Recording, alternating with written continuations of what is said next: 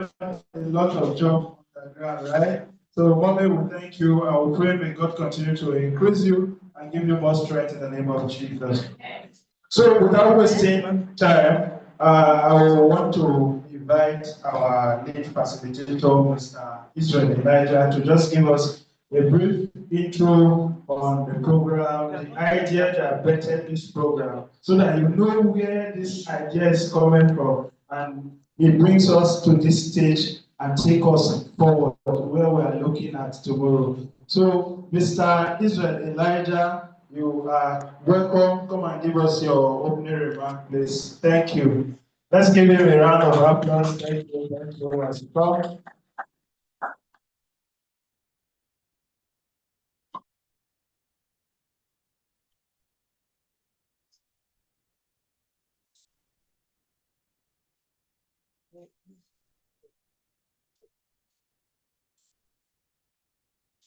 Good morning, everyone. Morning.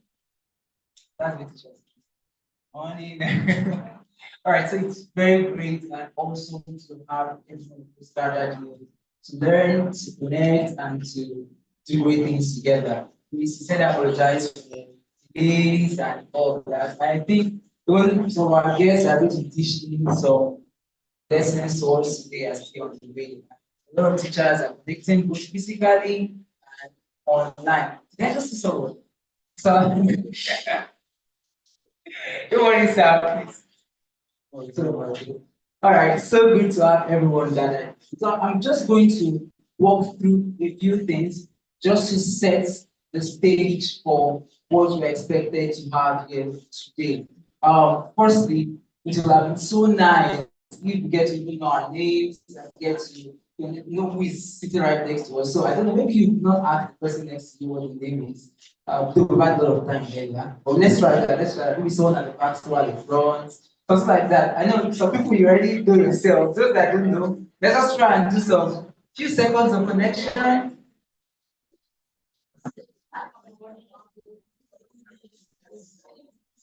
Some people are just sitting on that side, and I don't know, there are like three bodies at that side. So we're supposed to like connect more. There's no one on the other side, right?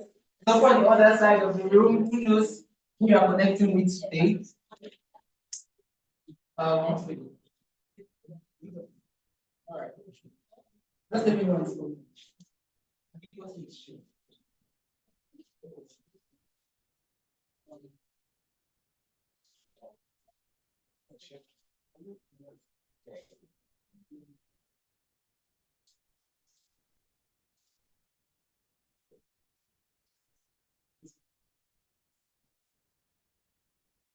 All right, so I'm just waiting for those to say on the slides for me.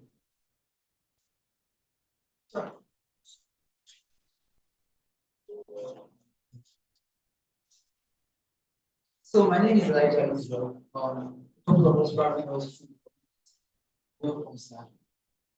Some of us also probably know we us through the community and all of that, and what Tech Tutor stands for. So we're going to keep reiterating what we stand for. Tech Tutor stands for a platform where we empower teachers with technology to make the most of what they do. So you do your best, you are giving your best in your classroom. All Tech Tutor is trying to do is to assist you to do what you do better. Can we clap for Tech Tutor? So that's all we are trying to do, assist you to do what you do better. Is it in creating efficiency in your classroom or for improving your productivity and class engagement and all of that? We are going out researching, getting the best tools that will help you to do what you do better. And that's part of what we're saying over what's happening here today. So what's happening yesterday was proudly sponsored by Aden Education. By Aden Education. So Aden Education is a national company, and through a friend, they noticed what we are doing and said, okay, let's have this thing go out and let's reach more people. And that's why we're like, it's totally free. Somebody sponsored this. I want to make this happen for more people. Let people get the hands-on experience. So some people, when we did the training the other time, so we were like, can we have it live? Can we be able to press our phones live and do it live? So we were like, we can go to our school, some of them we should come to. What's all that place? But sorry. What's that? That's but that green. Oh, okay. So is that means again?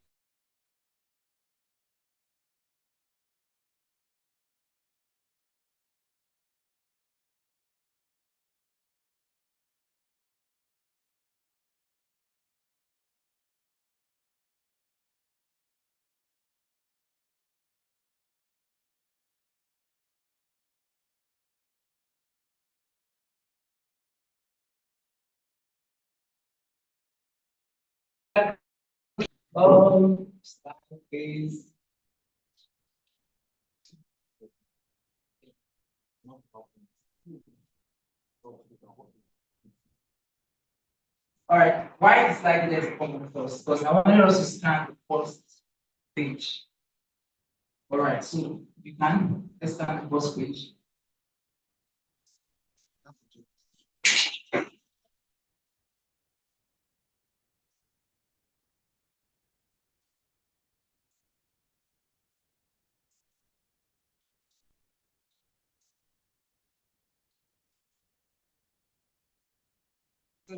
How about scan it? Do I have this link somewhere or this section? So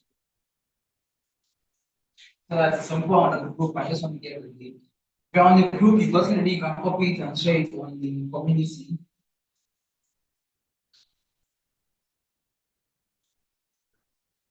All right, so I just have 5 minutes more to say this slide because I'm not get to teach. All right, so let's go down. So when you open it, just a little workshop. So the first question I have is what I need to tell you.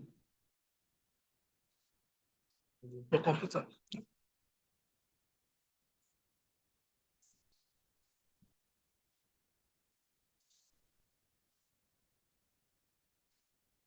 First question there is when you were in school, what did school mean to you?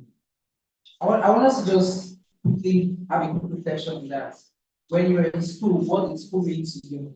I don't have the perfect answer today, really, because I feel many of our teachers have been through this and are going to launch us deeper into it.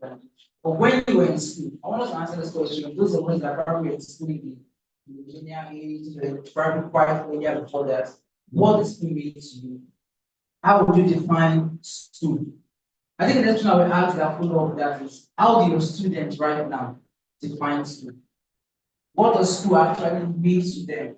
And I said the best way I always like to communicate is I always tell the stories of experiences in classes. I think just 2 days ago I was a class and the student was well, Shebi, that's Nigerian word, right? I'll say it again. So Shebi, all we just need to do is to submit the assignment, right? I'm sure many of our students just believe that what they ought to do is to get the assignment done. But is that a real purpose? I mean, I went on having lectures and explaining, it's not just all about submitting the work.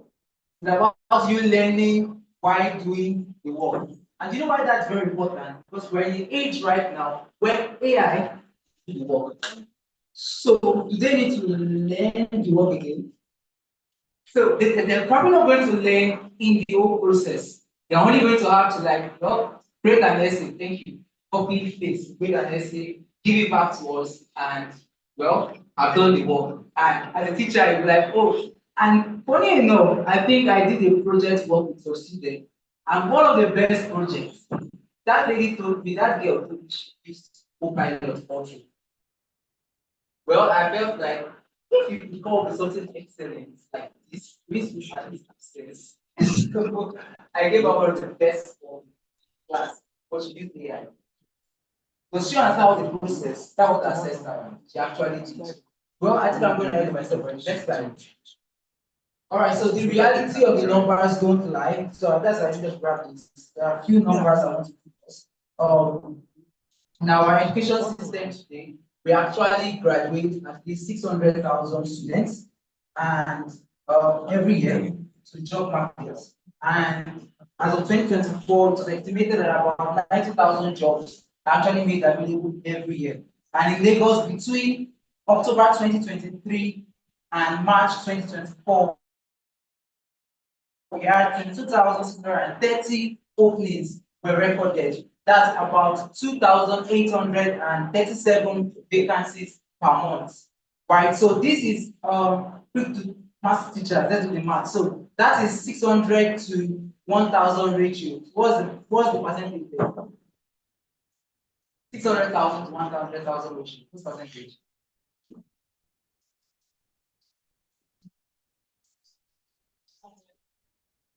5, 4, 3,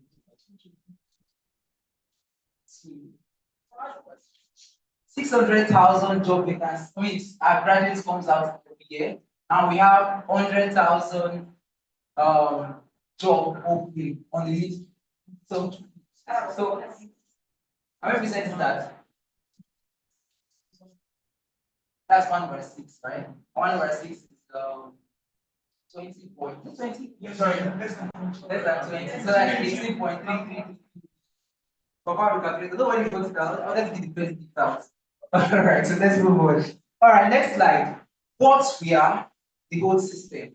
So traditionally, school was built on an era of certainty, whereby you go to school, get certifications, you come out, you're going to get a job.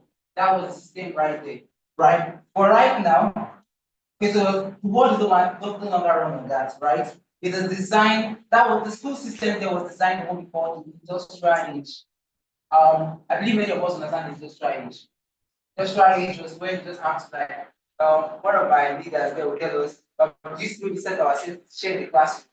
It was the industrial age. Do you know why this when uniform comes? It was the industrial age. All those things were settings to make people actually prepare to go and take orders. All right, move 10 steps to the right, move 10 steps to the right, and just move it forward, turn it up, that's work. Bye bye, we're done for work today. Boom. That was the system. And that's why many of our class tests and class assignments is just like, can you plus 2 plus 2? Yes, you know, book. No book. Bye bye. But it was that exactly what's supposed to be. Let's say then that's what it's supposed to be. But right now, that's still what applies. Those are questions we ask ourselves as opposed to these lessons. So I'm not going to give us the answer. But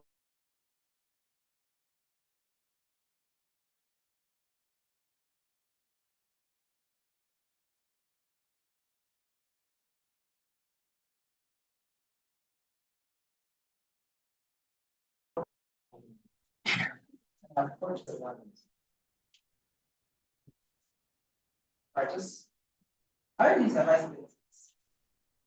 all right, the sheet, understanding that times have changed, people already understand that. And what is the future of education? So education is no longer the same. Education now relies on so on the sheet, education now relies on borderless learning. So right now you teach from wherever you are in the world, and you're teaching students from across the globe. Right? I've spoken to someone in Canada. I've never seen them in my life, and I never seen them in my life. But I've spoken to Canada from someone in think was that UAE, yeah, UAE, right? All over the globe because of teaching time, right? So it's borderless right now. The next thing we should note for this new era is that there's customization of learning, that is one size fits all education is dead, right? So you don't expect everybody in your classroom have some minds that is asking questions like this. So there's like this room. Like you don't expect one size fits all in our classroom again. Right? You can't just say because 2 is plus 2, you must understand it the way Mr. A understood it. Might be a different way. God was speaking to me yesterday and said, in the classroom, we did something in the class, one specific girl was not getting it. But later, when we have left the classroom, she was on her own, dictating everything from beginning to the end. So most times we are going to ask this question: are we addressing the needs of everybody in the classroom? Okay, I'll start to run fast. Now we're going to go into competence-based learning. We're going into a system whereby we are trying to certifications are not enough. That's the word. Certifications are not enough. Do you know the work? Can you deliver? Right? That's and finally, there's an inflow of outsiders into the education system. Now, because we need competency-based learning, I'm a programmer, I'm not become a teacher. I'm a footballer, I become a teacher. I'm a lawyer, I become a teacher. I don't understand what that means. That means that teachers are no more dependent on just the classroom. Now we need expertise in areas of life to fit into the classroom. That's why right now teaching job is not the high paying job. Do you know that that's what's happening? Don't believe. It's not true. It's not true. All right. So there's someone I always refer in any of my conversation. He always says that. So what's the name here? What's his name? Curriculum. They always say that education or teaching is one of the jobs that there's no price tag to it. So I think it was Bladrudi. We went to speak spoke, though does not that absolutely applies to the context of training. But we went to speak in a bank, for a top bank leadership level. It's getting like 3 days of training.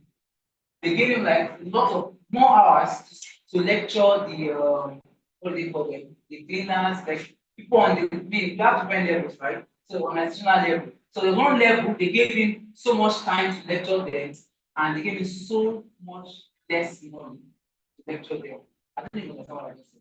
So the people that were at lower level, the lecture was about going to take you like 8 hours, and the money they were going to pay him to teach them was much lesser.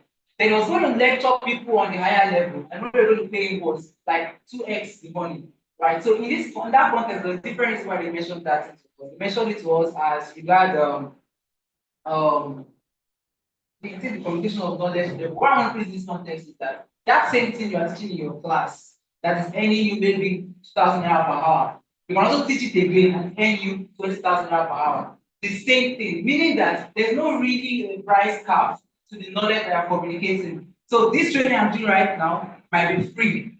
Someone else can do this training and collect a million naira per person that takes this class, based on maybe some other things, right? It's to see more company, right? All right, so AI is a new workspace, and I believe that when Mr. Olukunle, please can we celebrate on guest house? Please just do that.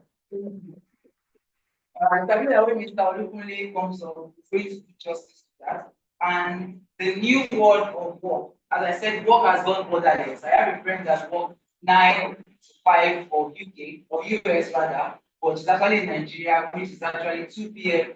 to 11 p.m. Have a very good pay in our room, only tonight, doesn't have to go to Lagos as right. And I think that's so good. So work has gone borderless, right? So talents come from anywhere and compete everywhere. So right now, and you are going to this scholarship stuff. Are you preparing your students to compete with somebody that graduated in the US? Our classroom, our university system in Nigeria, is it actually preparing students to be on the same level with somebody? So that means if I get a degree in Harvard and I get a degree in Lagos State University, can we compete on workspace? That's the question we ask ourselves, and that's what we should try and align and lecture want to do. Thank you so much for coming. Thank you so much for putting your contributions to make this happen. We're so excited to have you here. Thank you. A round of applause for this slide. If I know that if we should give him the floor to speak, he's a teacher, right? He can speak from now to the end of the program. So, but we have to cut it short at this moment so that we can get other things in place. Now, when he was talking, he made mention of some few things. He said education as a teacher now is going borderless and global. So what we should be looking at is competence. Competence. You as a teacher, are you able to stand with other people in the global community? What you are teaching, is it still relevant? Because you see at those times when we were in school, especially in the university, you see some lecturers' notebooks. They've used it for like 5, 10 years. It's just still the same. You just bring it in. The book is now brownish in color. You begin to wonder, is it this thing still relevant? So we should be shaping our mindsets and our thought process in building ourselves. Commonly, it is said that you can't give what you don't have. You, as an educator, you need to develop yourself before you will be able to develop others. So thank you, Mr. Elijah, for that wonderful one. So without wasting much of our time, I want to invite one of our to come and teach us on how to use an application. You don't need to go and be paying graphic designers. You don't need to go and do some major training for you to learn it. It's something that you can easily do and get time for it, and you are very productive. But don't after today, it doesn't stop here. So you continue to build upon. Here is like just opening your eyes to what's available, what you can achieve. So your is to now do the work to make sure that you get all this useful. So I'll call on Ms. Chidera to come and give us a message for today. Please a round of applause for Chidera. Thank you.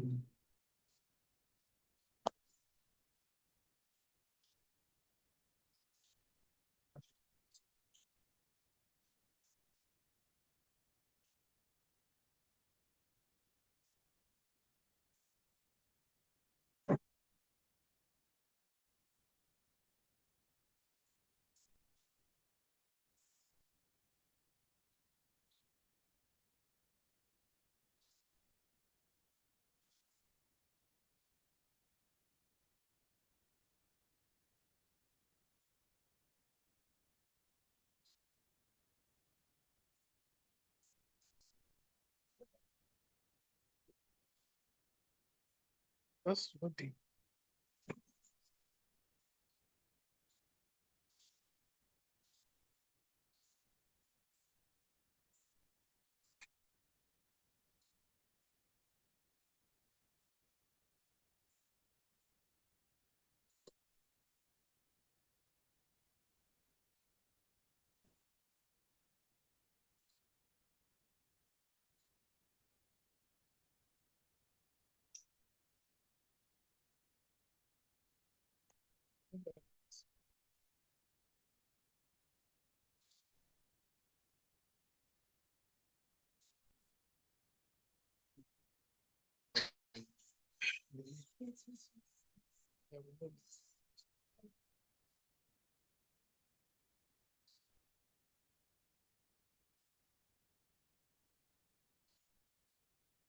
Yeah.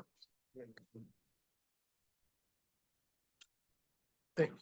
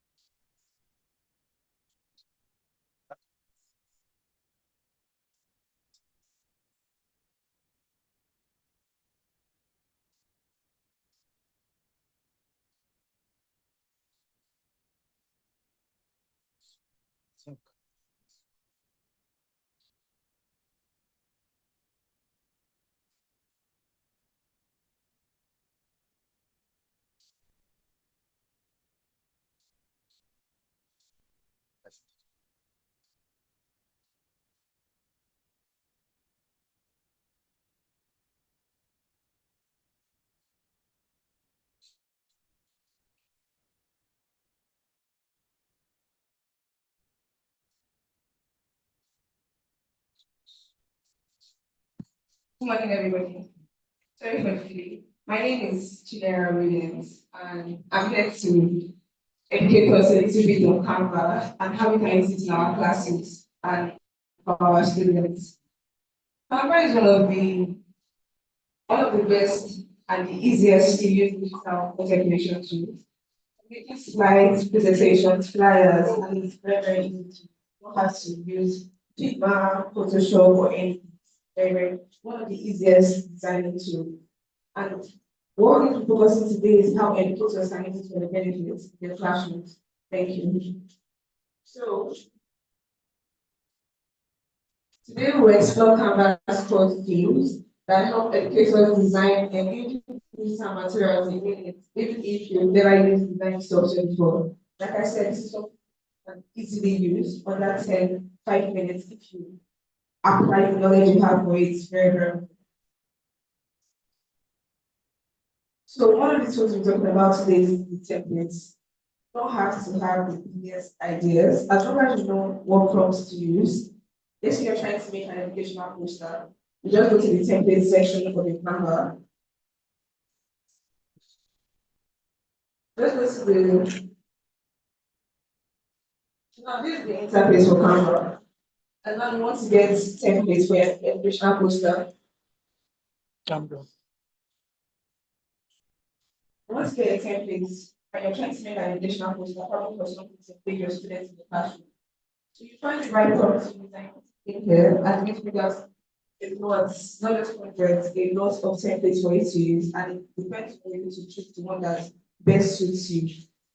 So this is something you can start practicing now if you want to. If you have the Canva on your phone, and go through it together step by step. But if you don't, just please listen, and when you get home, you can try it out. Thank you.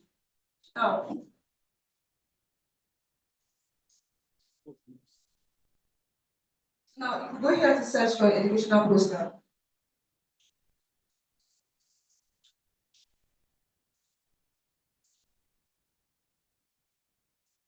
So once we have Canva on our phone or on our systems, have we opened it up? And download. So now these are the Don't worry. templates you can work with. Try to need to choose one that best suits you. This is for a business webinar. Just depends on you, and one that is very easy for you to use. Anyone, some of them, if you're lucky enough, you can see the ones that have the information on them. So now moving on to the next two, and that's our text and fonts. Slide.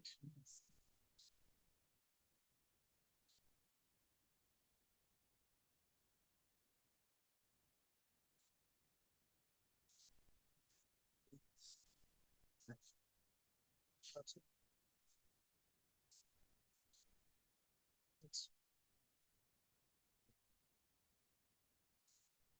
Now, our text and fonts, this makes it easy to pass your message.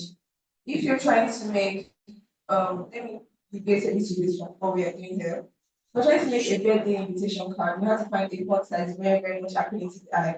So now, additional poster, you don't need it to be too glamorous or something. It's something very simple that gets to catch their attention and make people interact with what you're doing. So now,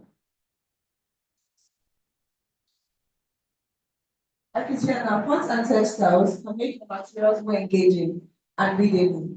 Canva gives you hundreds of font options, but clarity is key. Like I said, you have to know what exactly you're trying to do, find the right fonts. The kind of message you're trying to pass to the other people, to find the right fonts for it. You can't be trying to pass a very, very simple message, and you're using Hanson as a font, the one that has so many italics and everything. It's just going to be too much. You have to find something that suits what you're trying to do.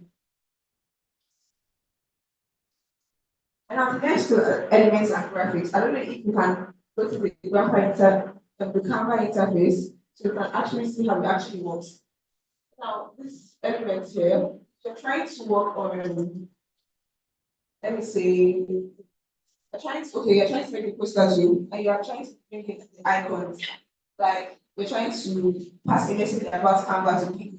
Like, you don't need to start designing the Canva logo or icon. Just go to elements, search for the Canva icons.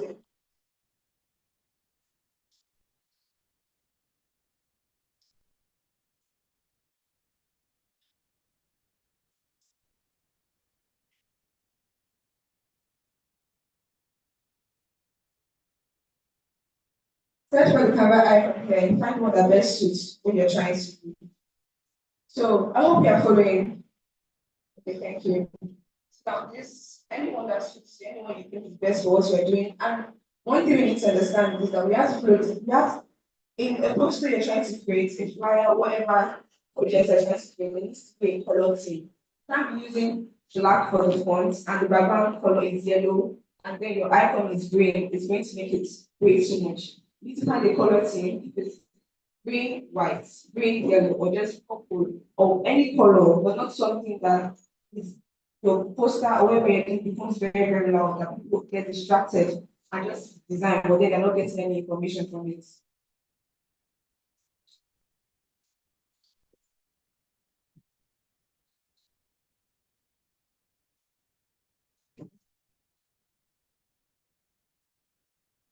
So the next tool we're trying to look at now is photos and backgrounds. You can bring in photos into your Canva design. You can also search for the photos you're trying to look for on Canva too. On Canva, there is a tool there, an AI tool, that makes you generate images. We're trying to write for teachers in the classroom. Find the right prompts for it, put it in the bar, and it brings up images related to that search. Now, adding the right photo or background can transform your design. If you're trying to, a classroom, something for your classroom, if you're bringing a photo about for walls and everything, that doesn't work. You have to find something related to that, related to that design, so I can work with it and everything can be perfect. Canva's photo library gives you millions of educational visuals, as many as you need. The first thing it gives you does not work, you look for the rest. All I mean is that anything you're looking for, you can find it on Canva. Now, the next one we're looking at is the animate and share. And now, I'm going to use my presentation as an example. The animate my presentation, I had to look for the transition, and that's where I used the animating tool. Also, I wanted transitions, I wanted it to be easy into the eye. So I went here, and when you go there, you see various options of how you can switch your slideshows. If you're trying to make a slideshow for your class, if you're trying to teach them a new topic or something, and then you try to make it interactive, because kids, they love things that are actually very, very interactive. And that's how you can keep them engaged, like things that like all these flashy things. That's how you keep them kind of fun, and then next minute, they won't even be engaged to that for their kids, and they want things that will simply fit to them. So now, it depends on whatever switch up you need. Everything is here. Anyone that suits your work best, anyone that suits your project best, you want to use.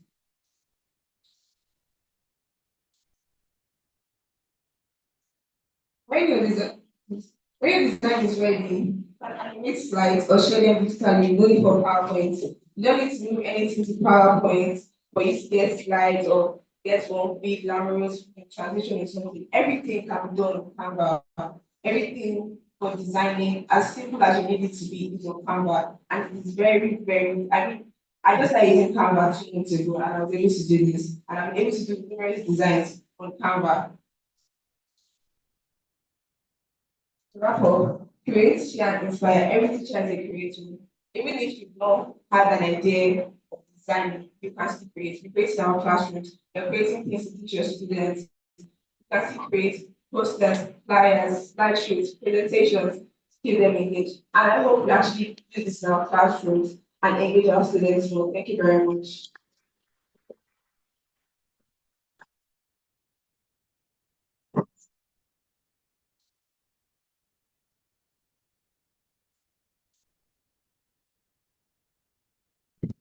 Round of applause for our guests.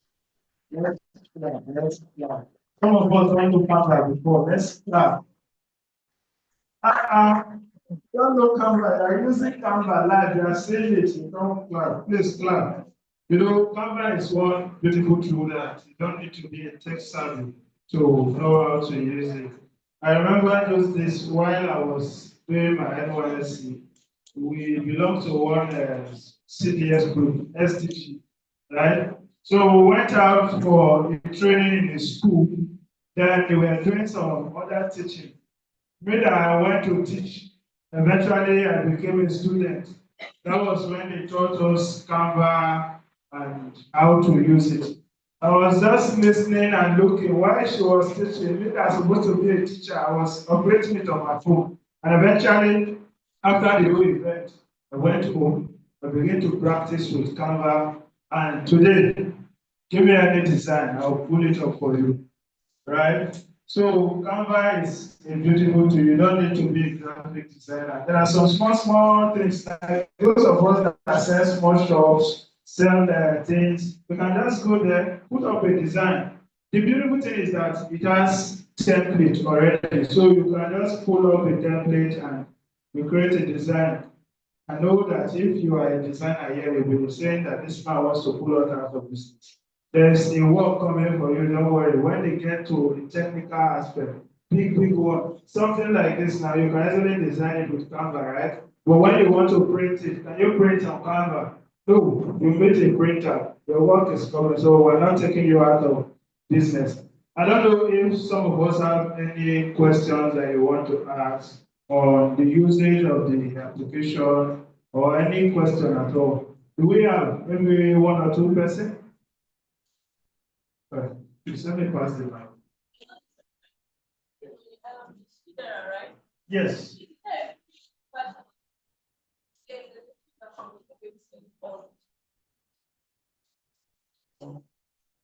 There's a free version, but if you want to become a pro, go for the pro version. But first of all, we advise that start with the free version, get your hands good at it, then you go for the pro. The pro, when you start using it, you will enjoy it. You just run through Canvas, what Canvas can do. That's exactly what she has to do. You don't know that she can just do one.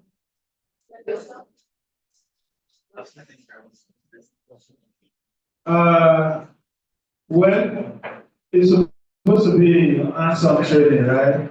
So that's why she was asking those that have Canva on their phones. But if you don't have, either you are using Android, you are using iPhone, go to App Store or Google Play Store and download Canva right away. So that as you are downloading it, she will just come up and give us something simple that we can easily do. Maybe we will create something similar to this our poster, right? If she has the pictures. So please, let's download that now. Let's Store or App Store and download it. Please, Chidera. Please come and thank you. Come and put us through. Huh? This is a workshop. Don't be as if you are in a class doing teacher. Come and teach us. What she's going to do, for the question she asked, if you register as a school, right? If you register as a school on Canva, you get access to the thing. So you don't have to pay for it. Register as a school. And all the teachers register under that school. You get access to it. You get access to Canva. Yes, it's free. Yes, you get access to all the facilities. All the facilities. Yes. No. If you register as an individual, you can only get free except you're paying fee. But if you register as a school, you get access to all the facilities. If you register as a teacher under that school, you get access. So if you're registering as a teacher under that school, there's certain information you need to provide. But if the school is doing that, and maybe you have an official email that is tied to the school, maybe you log in with your official email, you get access to all the facilities. After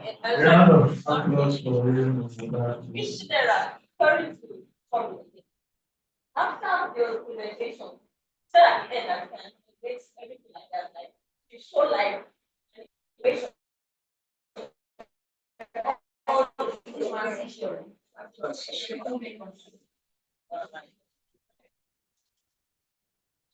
Thank you. Please, a round of applause for him. Let's clap.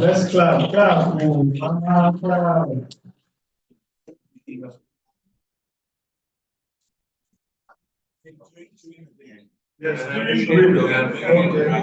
so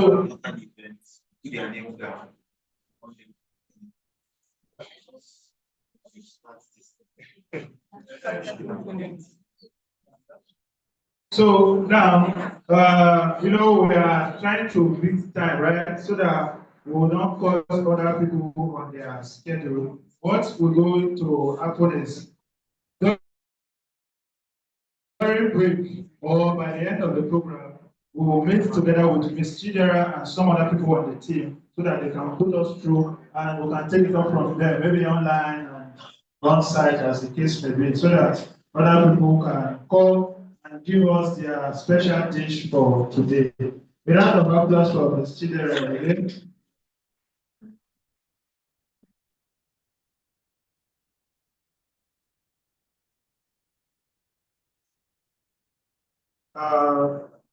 There's one person that will want to come and talk to us.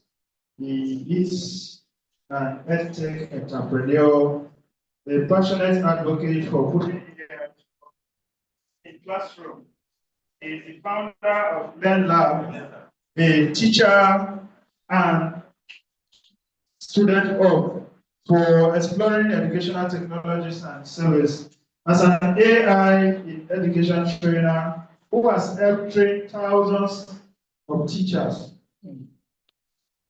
to integrate tools into teaching practice. This is, sorry, I'm coming to, and has led the training and transition program and partner with schools.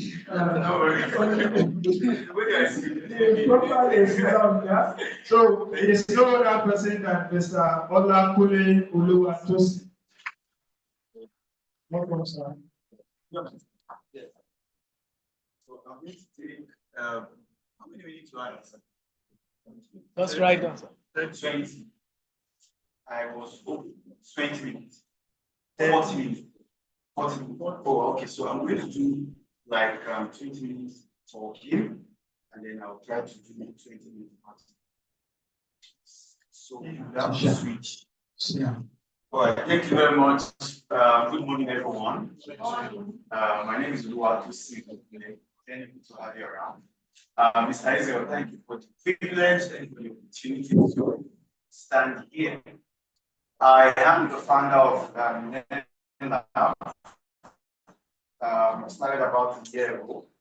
I've done over 2,500 teachers this year in 4 states in Nigeria, in Abuja, Lagos, Yeah, so I want to talk about AI in education, but then I'm going to be adding a bit of my personal story, because beyond the know-how, it's the hunger for transformation that I actually want to bet in. That teachers need here, knowing that there's more for them than what they are currently having. About a year ago, all right,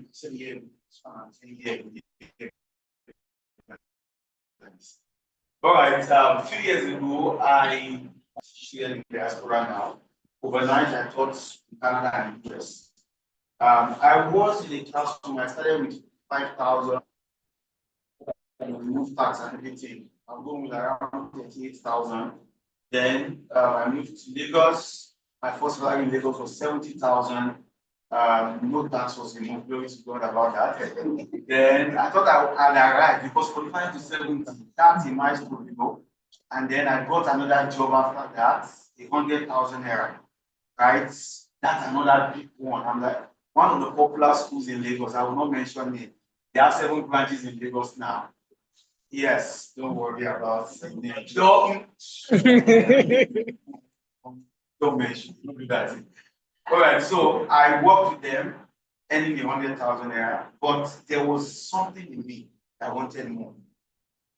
There was something in me that wanted more. I understand that I have passion to teach. I understand that I have passion to impact life, passion to talk, to train teachers, and I know you somewhere.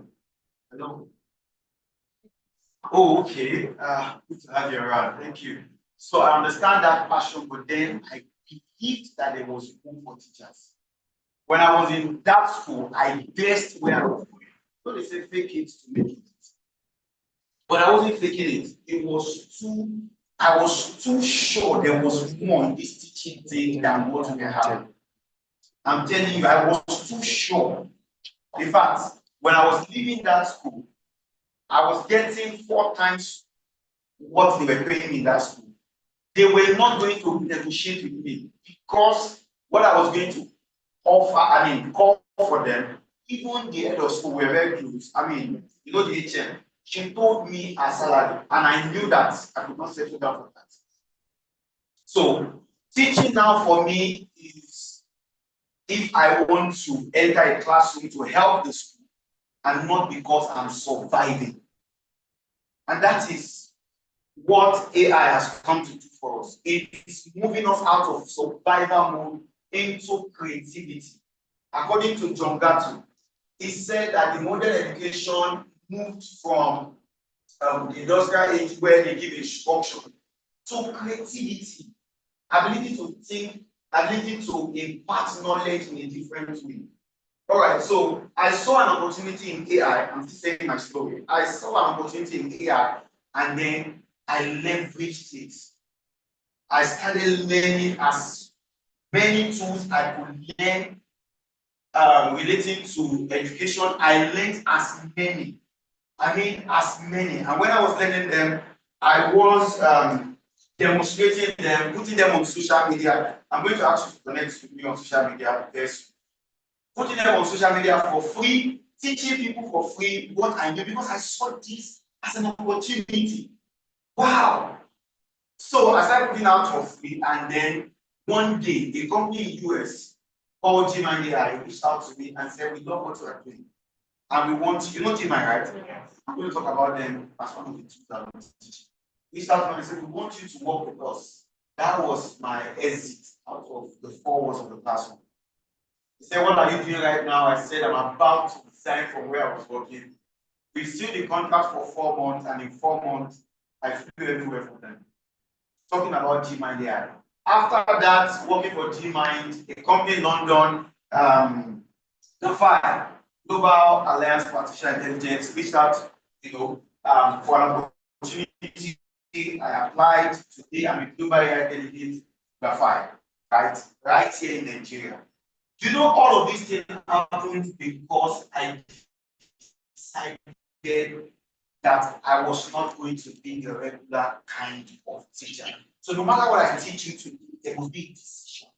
I don't know if I don't know if you have head of school here. You can book me for a training session of your school, and I would gladly come at a peanuts. You understand? Our prices are very affordable. Just to finish a school tomorrow soon, because the school was not going, the consult for school was and I knew where the problem was coming from. The teachers feel they are being used as a tool, right? And if we don't move them from that being used as a tool to being creative, helping them to become creative, we are still going to be recycling the same set of people. Many of you are handled with what you are earning. You are handled with a job. In fact, some of us, the job for us is the lesson. The school teaching is the side gig. You know what I'm saying? You don't know what I'm saying? The real job is the lesson, because if I teach the child 3 times a week, I get like 50K or 70K. That's 12 appearances in a month. I get like 50K or 70K, depending on the way you're teaching, right? My salary gives me 100K. If I do 12 appearances in a month and I get 70K, that's my job. The side gig is you understand? So how do we move schools from there? How do we move teachers into see their job as what they need to do? That is where AI comes in. Business move. I believe I've been able to inspire someone. Yes. And I'm willing to do more. All right. At the end of every transformation in any industry, there's always a discovery of a tool, an idea, or a theory that society rides upon. Every transformation that comes in any industry, any revolution that happens anytime, people ride on 3 things. Number 1, they ride on tools, they ride on idea, and they ride on theory. Right? They ride on, there will be something that generation decide to ride on, right? And this comes out, comes across every major technological and intellectual revolution. I want to take you back history a bit. In the Industrial Revolution, 18th century, the tool that came up that people hold on was steam engine and mechanized production. And I'm going to say something to you that will shock you. That in the midst of every revolution, the early adopters are usually 1%. I'm telling you, the early adopters, people who see opportunity in that field or in that idea, that too, are usually 1%. In fact, right now, the 1% era for AI is about to. You understand? You understand what I mean? I mean, those that will adopt AI at that 1% level, that era is about to. Yes. You get what I'm saying? So scientific and theoretical evolution, we have tools such as Newton's law, instant relativity, and the like. Digital revolution, 20th century, we have computer and internet. People adopted computer and internet on time. They hold on it and it became a major win for them. Right? Now, AI revolution in the first century, machine learning, data-driven intelligence, and the like. Who are the movers? Educators, startups, institution and the likes, but people are taking advantage of it. Other people, other teachers are still seeing as a scam, as a lie. People are still saying that they don't want us to think anymore. It's the way you are seeing it. It's not about they don't want us to think anymore. It's you seeing it positively, and that's what I came here to. Business life. 1% adopters. In every era, a few individuals, the 1% chose to leverage new tools, and they become the movers of their generation. Why am I standing here today? Why do I have the opportunity to work with cheap money? Why am I a global AI dedicated today? Because I saw, I saw an opportunity in AI. I took advantage of it. I adopted it on time, and now I'm a mover in that sector. Do you know that in 2030, about 3 trillion, if I'm right, will be generated as a revenue in AI? $3 trillion. Wow! So the question as a business as a educational entrepreneur, I think in terms of, value in terms of helping teachers to see more than what they are doing. Because the teacher can see that there is more, that teacher can do more, right? So is that how much of that $3 trillion is going to be mine? Is going to be for your school? How much of that money? Because it's in dollar doesn't mean people in the diaspora are the ones that will have access to it alone. Even you, right now, I'm making it already. Using AI to teach children in their. How do you keep a child on the screen for 1 hour? How do you keep a child on the screen for 1 hour? People say they'll get tired. It's because you don't know what to do. Right? So that 1% adopters are those who are going to win, those who are going to get the result, those who are going to learn things. And once you are done learning it, the funny thing is that you can become a trainer. You just learn some of these tools I'm about to teach you, and then become a trainer. The system is so far behind that just tell me if I can teach you 20 tools, 20 I got somebody 2 days ago, she posted something, become a tech teacher, $20. What is she going to teach? Canva. Then a few AI tools such as quizzes, Fitbit, counts. That's what she's going to teach. But she told us she's going to help us generate lesson notes and lesson plan.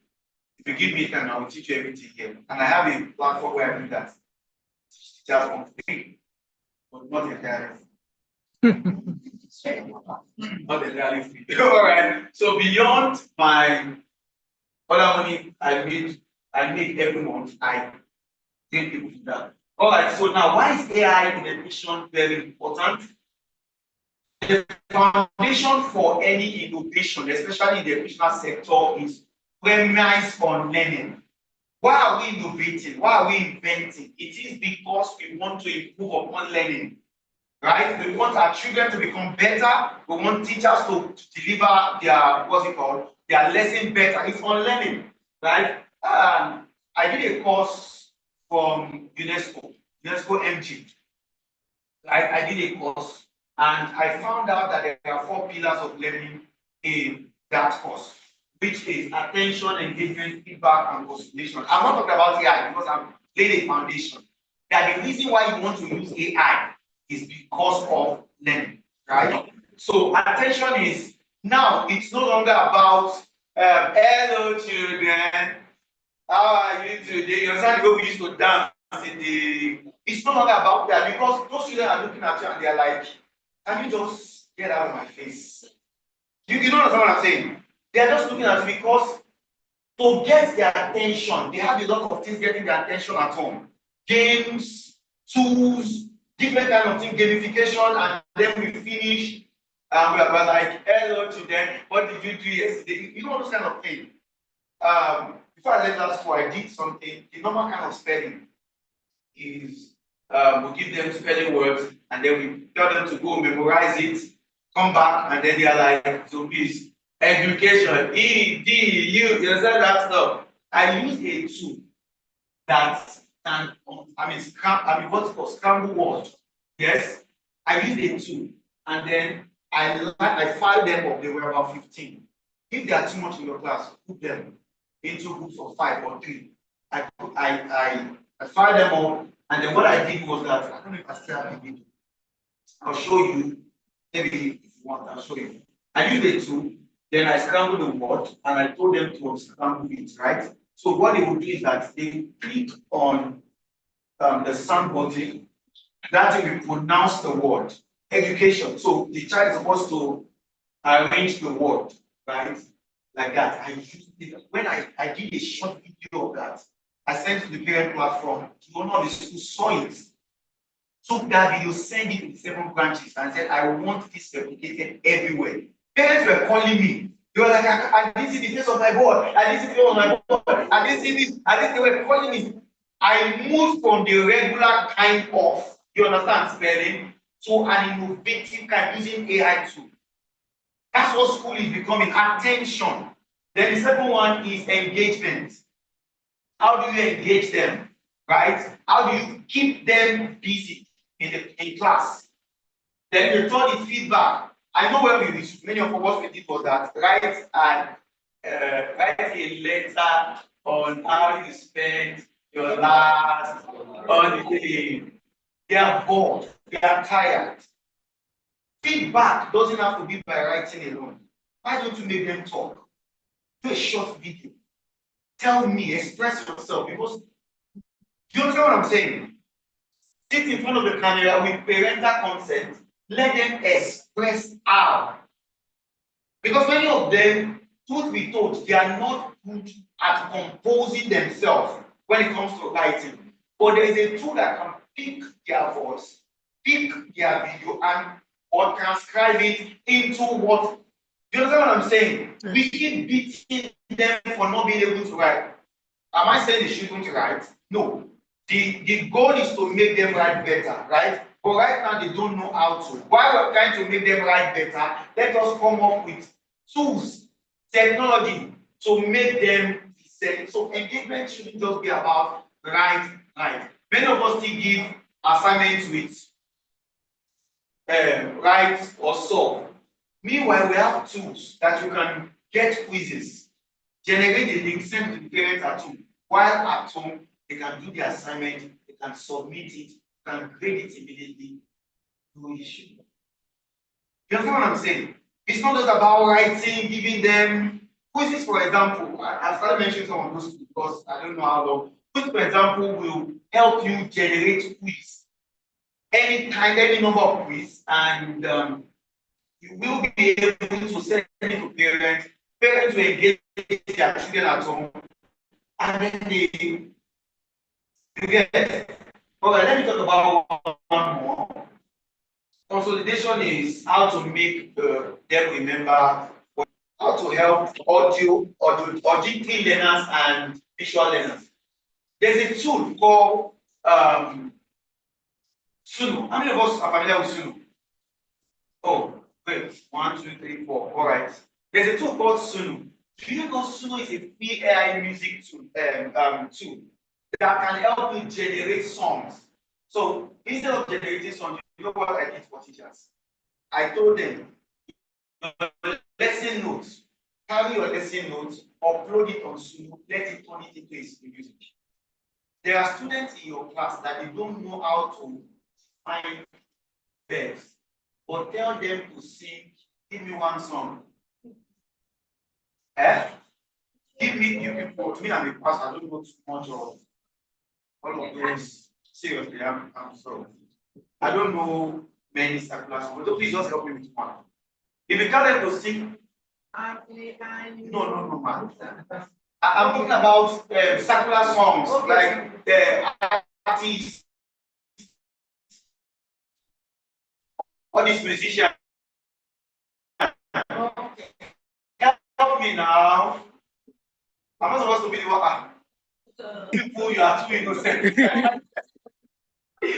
All right. Maybe okay, Nagamani, all those kind of all those. Yes.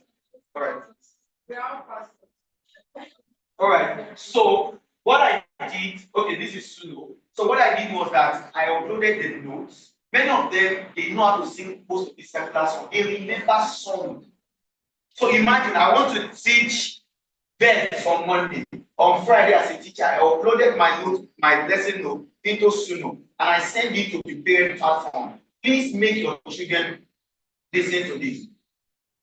You understand what I'm saying? Friday, Saturday, Sunday, they have the opportunity to sing the song. Some of them even dance and other things.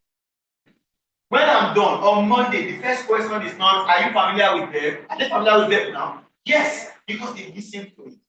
So a teacher will move from trying to introduce the lesson and trying to disturb yourself to, build a foundation for the lesson because they already know or have the idea of what you're about to what?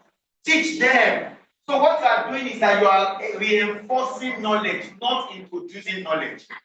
Did somebody catch what I just said? Yes. You are reinforcing knowledge.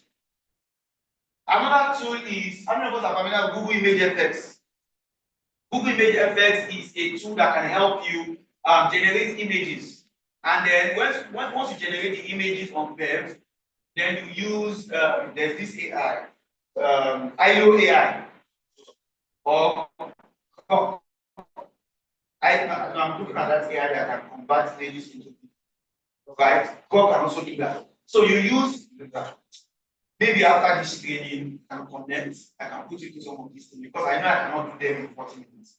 It's a practical class that once you know them. So generate the Google Image Effects, your image with Google Image Effects, use your AI to turn it into animation, right? Put a background sound, send to the parent platform the music and the video on the parent platform. Let them listen to it. By Monday, you are not introducing a lesson, you are reinforcing a lesson. Those that are visual learners, they watch the video. Those that are auditory learners, they listen. By Monday, when I come to class, hi guys, how many of you watched the video? Yes, I did. Sir, what did you learn? They start teaching you. You see what education is becoming? They start teaching you instead of you teaching them. People say 35 minutes is not enough. It's because you don't know what to do. 35 minutes is too much. Right? If you follow what I just did. Because by Friday to Sunday, if you follow it up, make sure parents allow their children listen to it. Please, next slide. Make sure parents allow their children listen to it. Of course, not every one of them will grab it, right? But then 70% will grab what you're saying. So let's move. That's the next book for us.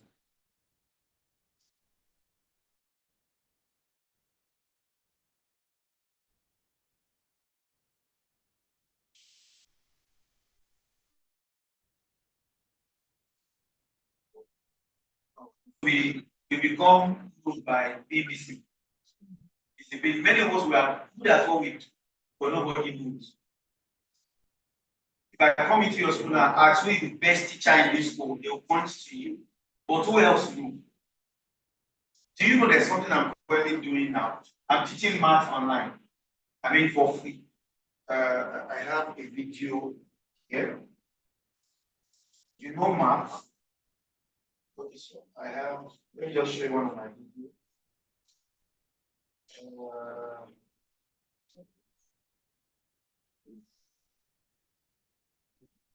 I'm here to help you. We are not just going to hear. Okay, so this is one of the things I do.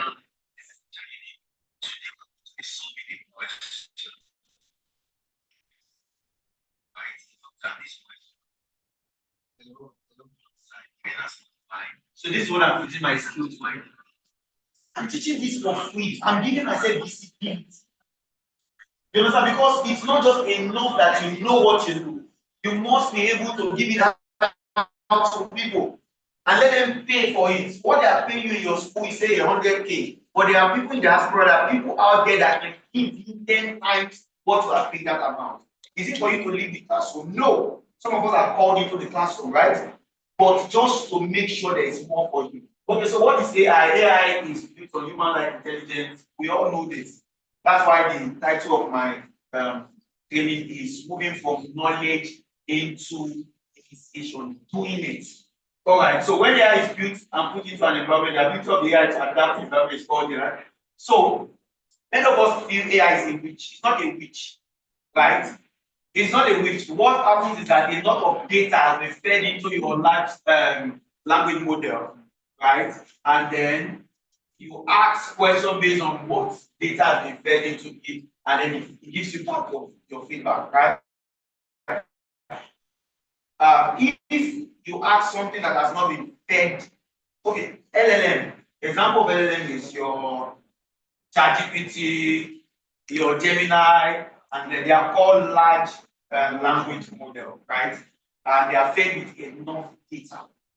And that data is what gives you back whatever you have. If you ask it what it has not been fed with, what it will give is called hallucination.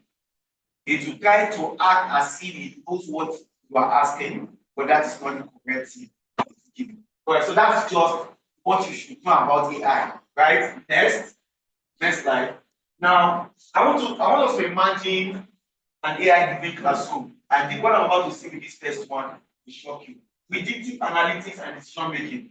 You just got children into your class. What I'm teaching you like this is 200K per 2 hours at grade school. Did I just mention price? Oh, Jesus. Sorry. So I'm giving it for free. Now, predictive analytics and decision making. Teachers can now make predictive decisions on the capacity of a child via AI. How do you do this? One of the ways to shine in your school, what I want to teach you. They just brought children into your class, right?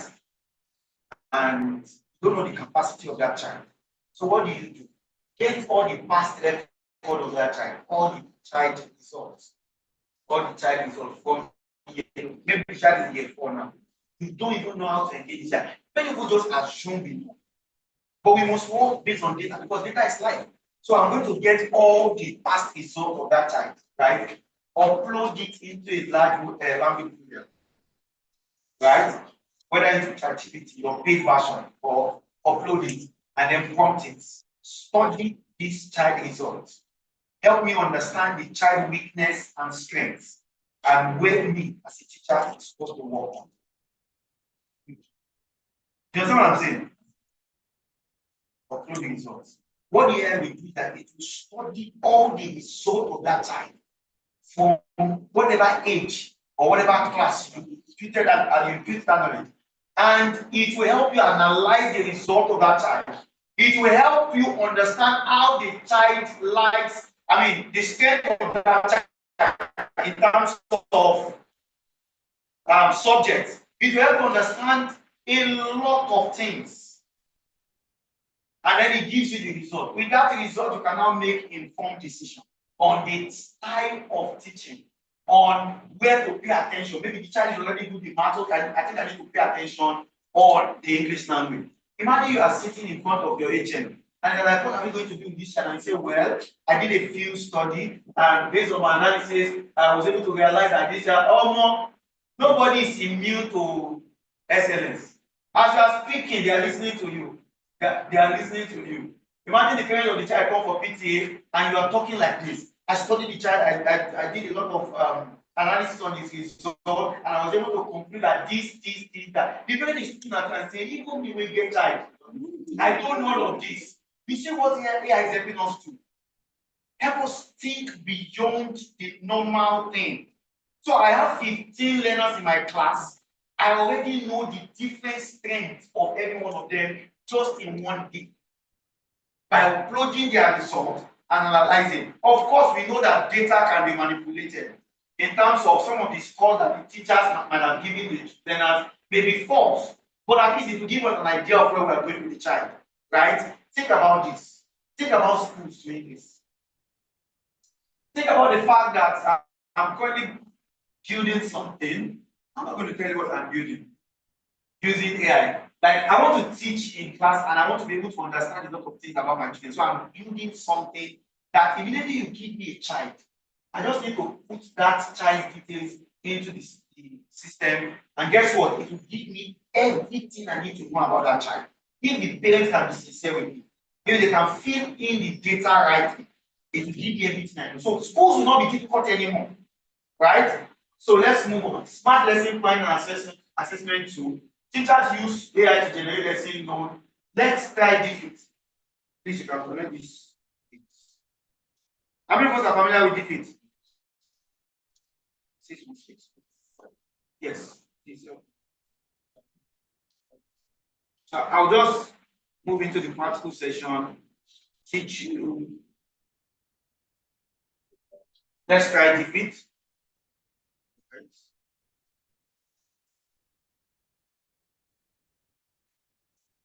I'm not able to give you everything, but I just want to show you what is currently happening right now. Okay, so go to your book Chrome and type DIFFIT. This is DFID. Enter. Open DFID. Type DFID for free. I'm going to log in to sign off. So me, I am signed up already. I'll just sign in. Sign up using your Google account.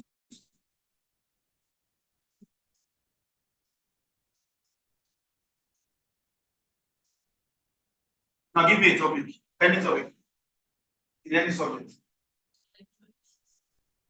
Electrolysis. Are you physicist? Chemistry. Oh, it's chemistry, right? Biology, concept. All right. Biology. Yeah. Biology. Nutrition. Nutrition.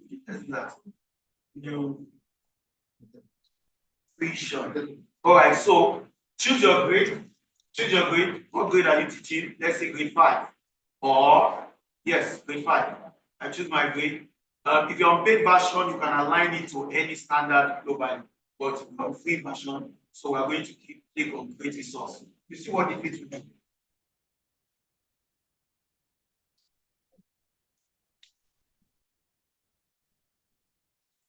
Let's just see, let's just wait in less than 2 minutes. The last time I tried it, somebody said, are you sure these people like to test? Are you sure we're going to allow them to hit it again? All right, so this is what DFID generated. Looking at summary, the picture is there. The power of eating right, because I'm taking the 5, right, of the 5, it's giving me now not just generating. Look at the next thing. This is the summary. Now, that's not enough. Vocabulary.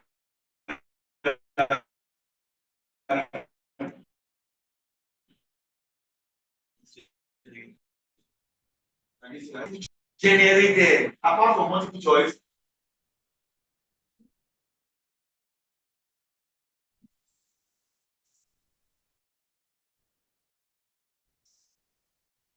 Short answer question.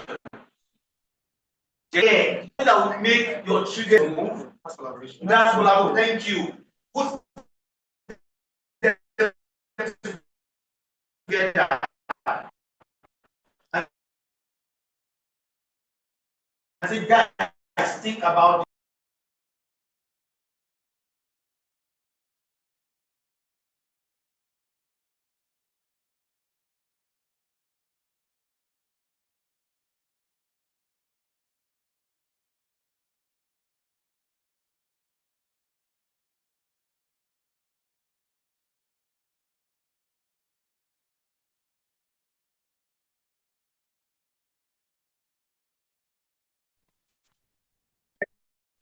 That's why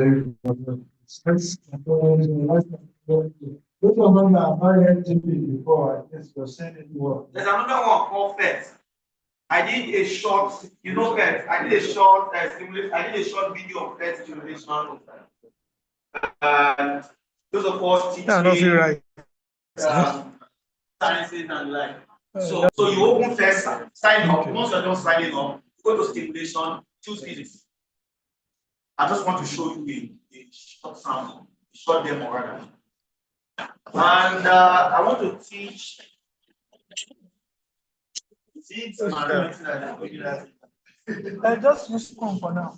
Okay, so I'm going down to circuit construction kits. I want to construct a simple circuit. As school doesn't have a laboratory, it's no longer an issue. We can now have a virtual lab. So let's go. Click on this.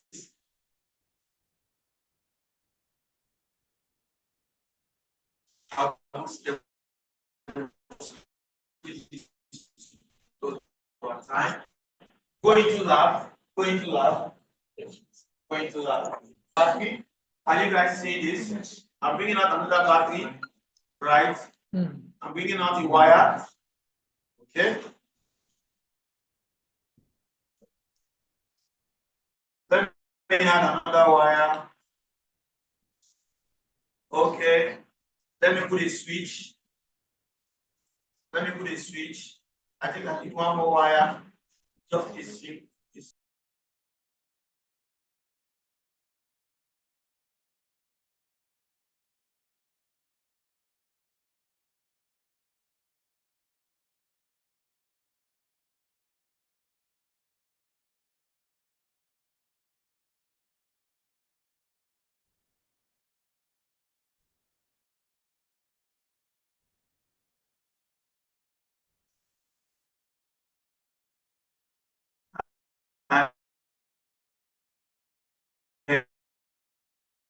I switch to my light bulb. Wow. We don't have that. Just bring them to the of course most schools do not have a projector now, right? So but there should be one in this. Bring them here, demonstrate something like this. Explain it to them. The light connection. This is first. They uploaded something recently on Cell Membrane. That's their latest upload. And check it out. How Cell Membrane works, and the lights. Then let's take one quiz. You're familiar with quizzes, right? Quizzes. How about Quizlet? But how many of us are familiar with Quizlet? So that I will quiz my time.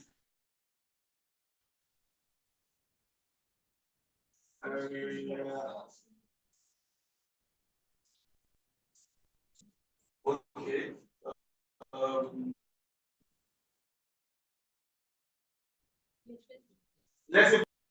I'll just talk about them, then I'll demonstrate one. Voice to text for students who struggle with writing or reading. There's a tool called GMindAI. GMindAI is a tool developed for teachers in Africa. Let me quickly show you GMindAI. If we want more of this, connect after the training and the do more. So this is GMind.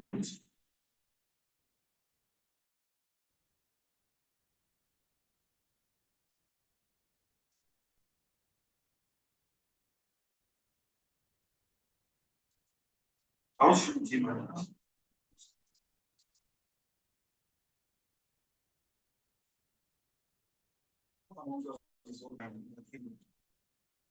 I don't know.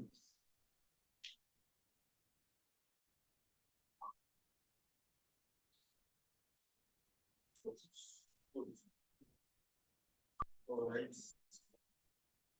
I just want to show us one more.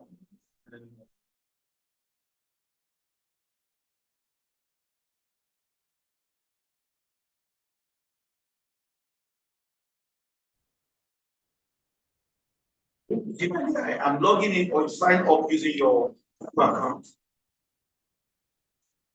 Okay, so let me log in.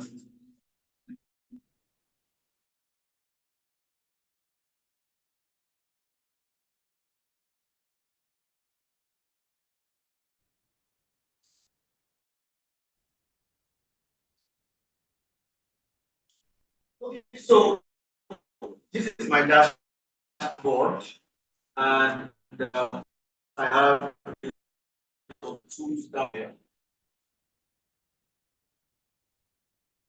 Okay. So we have different tools here. We have AI tools, smarter teacher tool, writer journey, productivity tool. Yes, this is mine. For smart teachers tool, we have learner.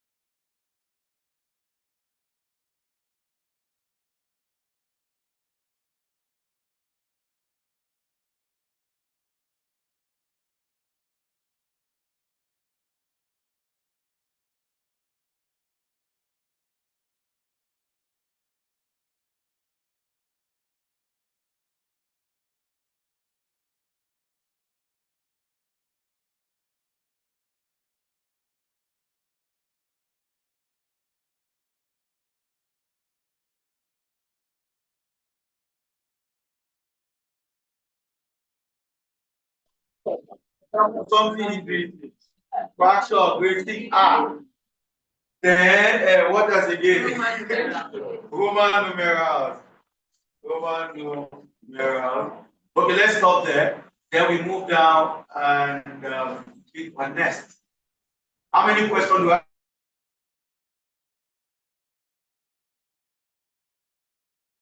have?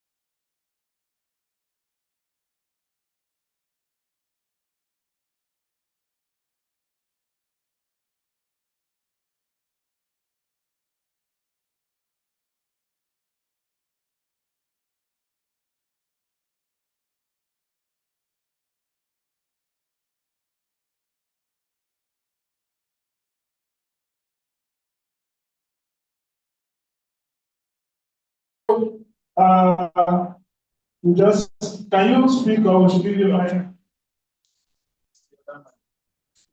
It's off. Turn it on. Batteries. That's fine. So, I really enjoyed the class. Now, I said I work in public school. Whereby schools of this, I don't know if this is applicable.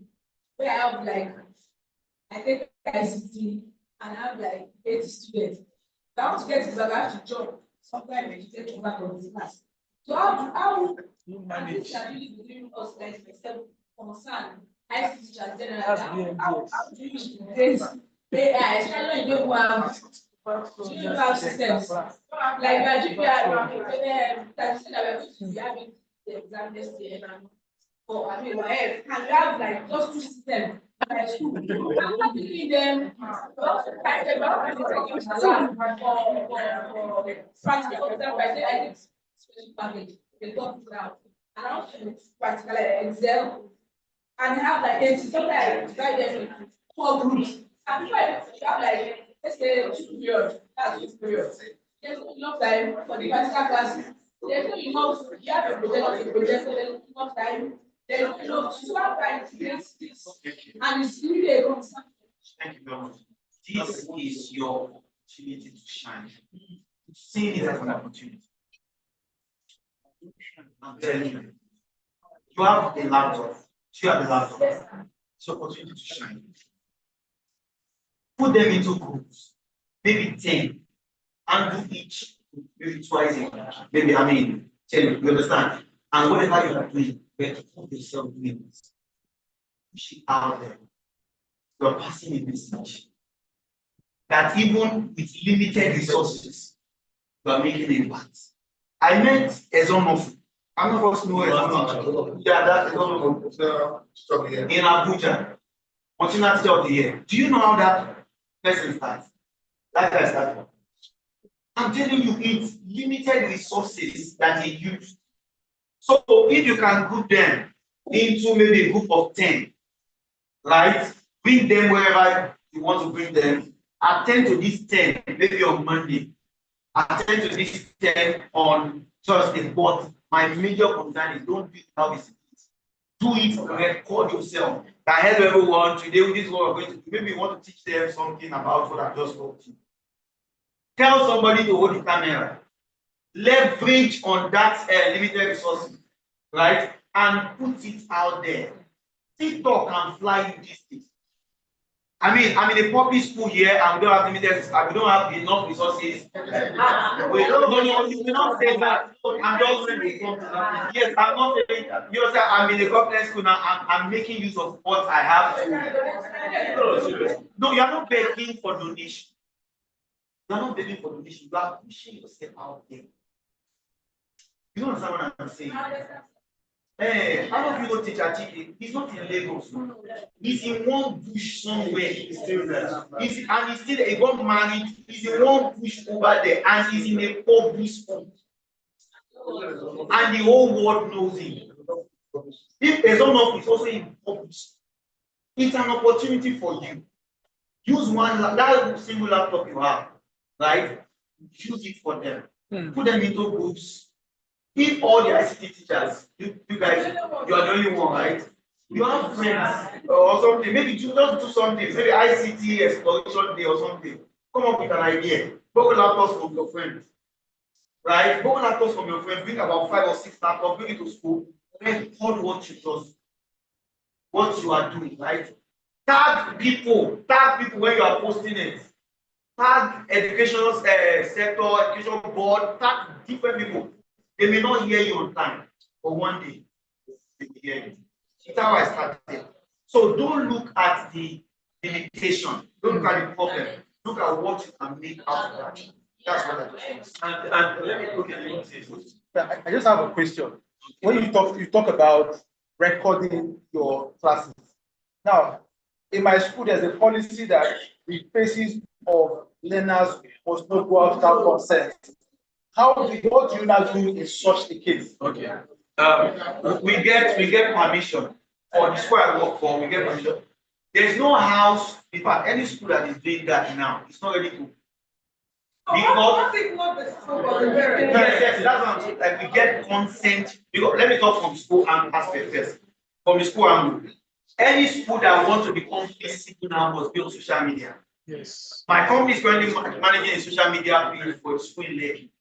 What we're giving them is any school that wants to be out there should not say we are put a decision. So what we now need to do is to seek parental consent. Or do you want us to put your child out there? Do you want us to? For schools, people that own school there, you can even invite parents. Right? That's just Jara for disability. You can ask them to talk about the school and how the experience with the school. Now, that seek parental consent. Right? Once you get parental consent, you can now put yourself out there. You understand? So that's Most parents want their they want their children to be seen. So, but then if the school say no, then record yourself.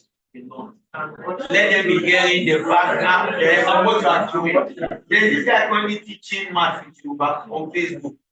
He doesn't show his class, right? Only what he's doing. But we know that there are students in that class. So let's just quickly add this. So you said most of the things I wanted to say about recording yourself. But I want you to look at it from this aspect also. It's not just going to be about you alone. You're going to be solving a major problem. Because there's something the Lagos State government is doing now. They're taking Huawei, they're digitalizing classrooms. So you could be the channel through which that could even get to your school. So if you meet with your head of school and you don't give you permission to, show the faces of the students, you show yourself, mention the school, and then tag, like he said, tag all policyholders or whoever it is that needs to be tagged. Tag the federal government. You will be the channel through which those things will get to your school faster. And trust me, you never can tell because it's not just a micro problem anymore, it's a macro problem. So you be the channel through which things will even move faster than the way they move if you don't give yourself that visibility. So I think it's something I want you to do. Maybe you get to start thinking about it and then utilize that plan. Thank you, sir. We're just told us here we can invite him for children. Yes. It's on camera. It's on camera. Record it.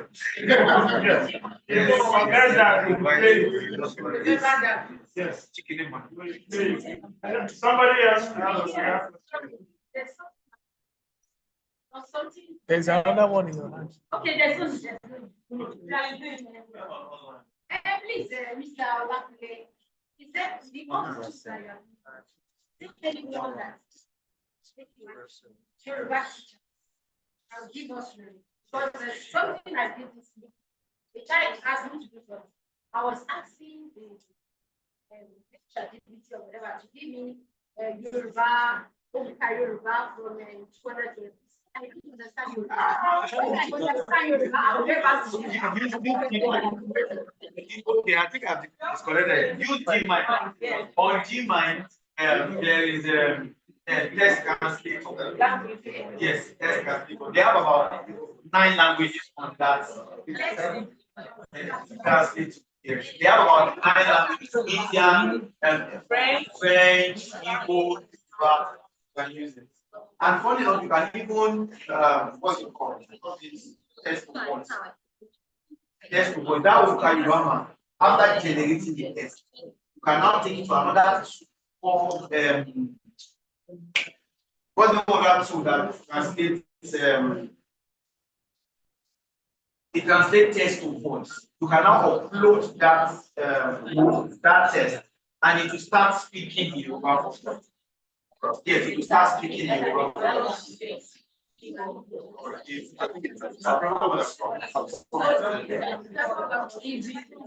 Then another problem is your prompt. If that's why I got to prompt, if you don't prompt your AI well, you won't get it right. Prompt, right? Prompting gives us the best result. While he was speaking, he made mention of something CLPD, right? Who can tell us what it stands for? CROPA. Okay. C stands for character, R stands for friend, P stands for purpose, and Beautiful. Let's clap for her, please. It shows that she was listening. You just want yourself a gift. I want Mr. Oluwatosin to do us the honor of presenting it. Yes, it's small, but yes. Thank you for coming. Please, let's give her a round of applause. Yeah, you need to pay attention, huh? Smart. thank you, sir. All right. So, while we as teachers, we need to still pay attention to details, right? So that we don't just say students are not listening. We ourselves, how do we do when we go out for events or where we are in a setting like this to learn? We have to first of all be an example to them so that they can learn from us to see what has happened. There are other wonderful gifts, so you have to pay attention. When my question comes, get them. I will just call on Mr. Yoja to give us a short message, then we can proceed. All right, thank you so much. Thank you so much, Mr. Ola. Honestly, I just really want to see. I think I will tell it sometimes. Right? What to see. How many of us have learned something? Please again, please I really want to just take a moment to acknowledge our guests that are here to speak to us. And so firstly, Mr. Mobashide Coyote, please let us acknowledge him. Also, it's also Mr. Akim Wole, for that. Also, we have Mr. Williams Austin. Thank you. Okay, and also President Mr. Olukule that also speaking for us. Please let's celebrate. All right, so still moving on today, we still have a couple of, so I say a lot of people like I always get five. So we still have a couple of more sessions to go through, and I want us to bear that in mind.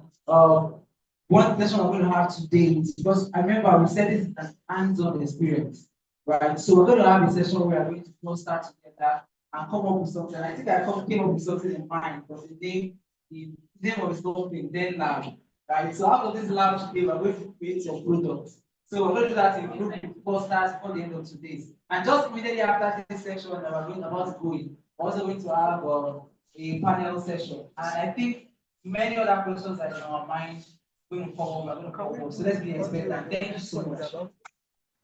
Thank you, Mr. Elijah, for that wonderful one. For now, right, we just need to stretch our legs and take some water, and because once this place is affected, it affects the earth.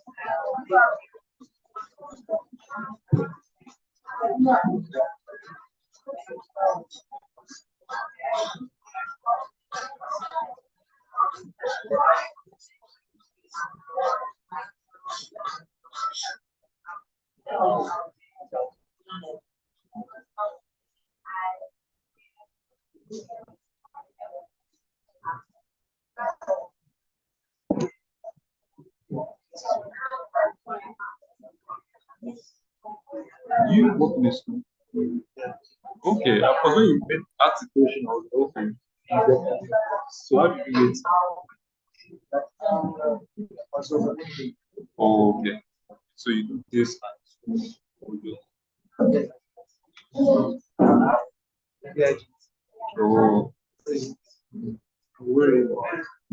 so what brought you here? So where is it?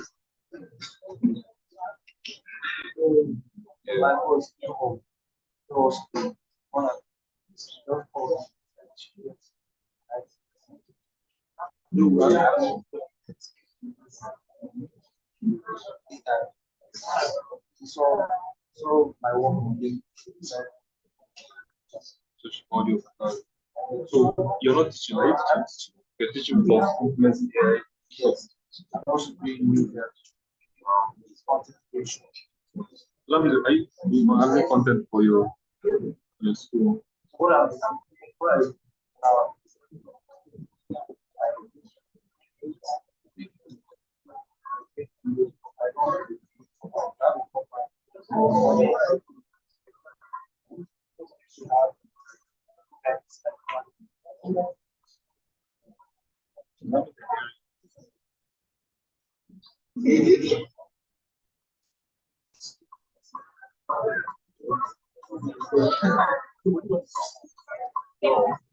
So,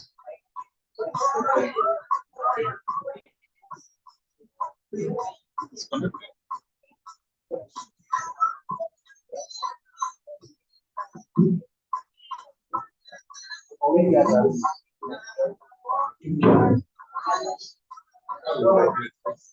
it's called. So, you often anyway,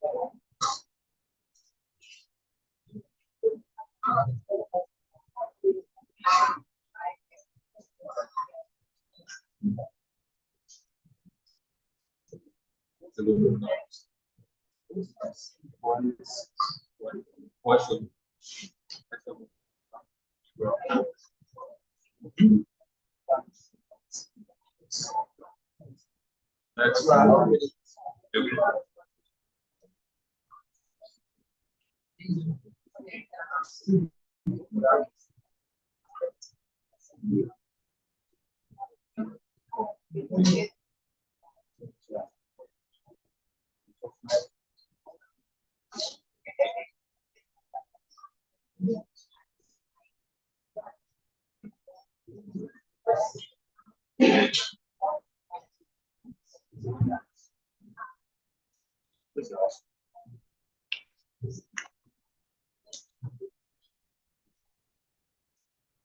Let's see.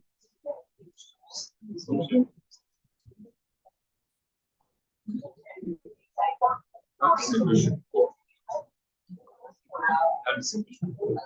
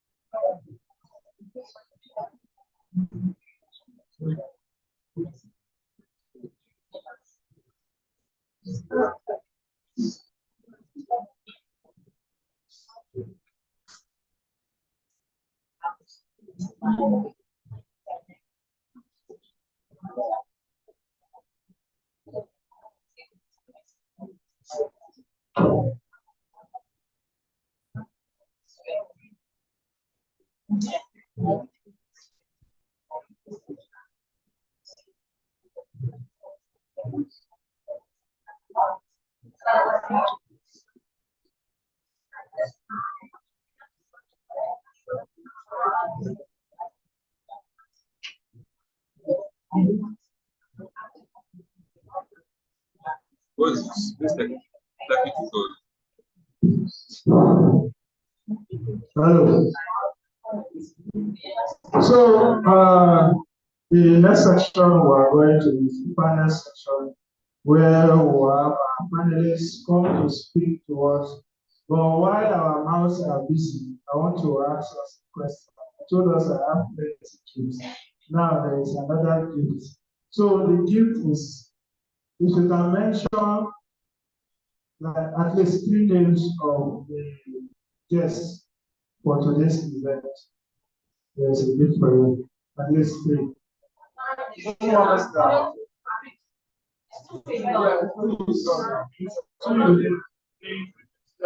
Mr. Elijah came and introduced them. No, Mr. Elijah is not part of our guests. He is our host. Those in the team are not part of this. They are not allowed because they have some access to this information, right? So you are still thinking of the name. Okay. Let's not try. Yeah. Their name is not correct, at least they are here.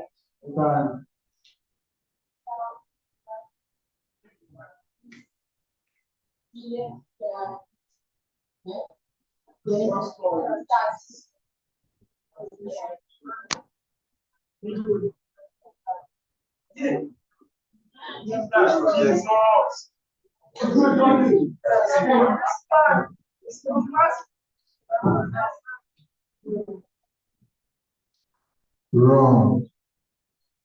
Yeah. You know, once you practice, after they have mentioned something, what person will now forget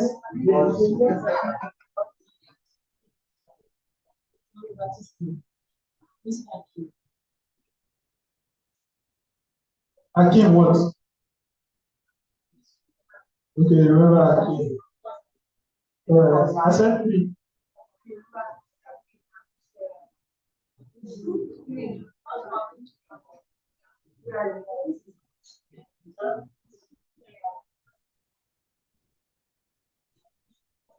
Who do we go with? She completed it. Mommy said something. So should we give them another end?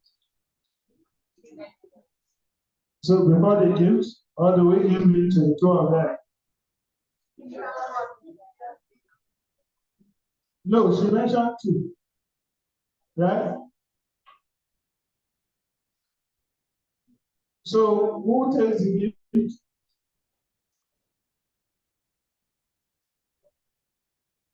2 of them.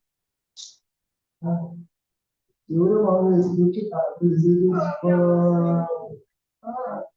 All right, I'll give the 2 of them the gift. So let's start for me for giving the 2 of them now.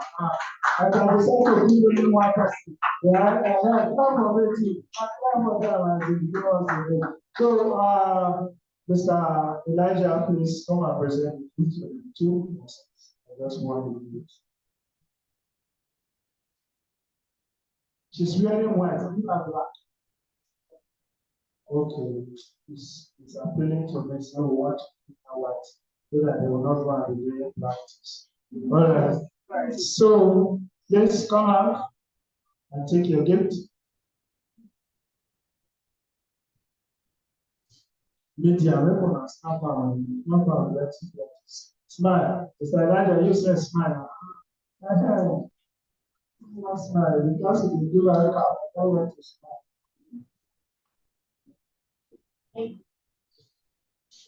All right, more in the building. Come and take your special. Yes, so that we know that you are a participant. You see, I can't say I give her because I gave her now she's very tired. You see?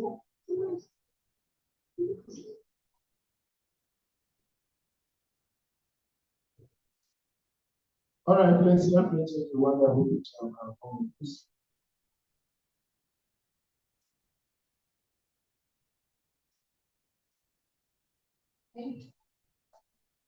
All right, thank you for that. Now the projected, see the picture. Jesus, now do this.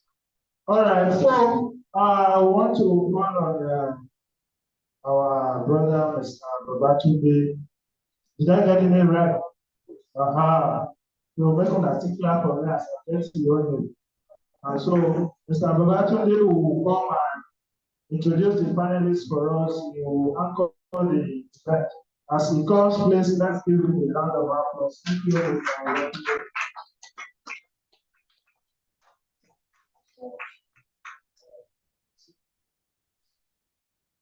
So thank you so much. We're going to the panel session. We'll be introducing our panelists. But please, while I introduce our one us, because we're going to be having a very engaged discussion here. So the first person I'm going to be inviting here is an innovative school leader, SDG 4 strategist, and passionate advocate for transformative learning. As a self-facilitator, AI educator, and education consultant, he empowers learners and educators to embrace technology and creativity in achieving meaningful progress. He also serves as the CIP examiner, online tutor, and life and career coach, inspiring excellence and professional growth across diverse learning communities. Through Alloy's educational resources, he continues to mentor and guide individuals toward purposeful careers and lifelong success, championing education as the key to sustainable development and unity. Please join me to welcome again Mr. Akinwole Akintola. Please round of applause. Thank you, Mr. Akin.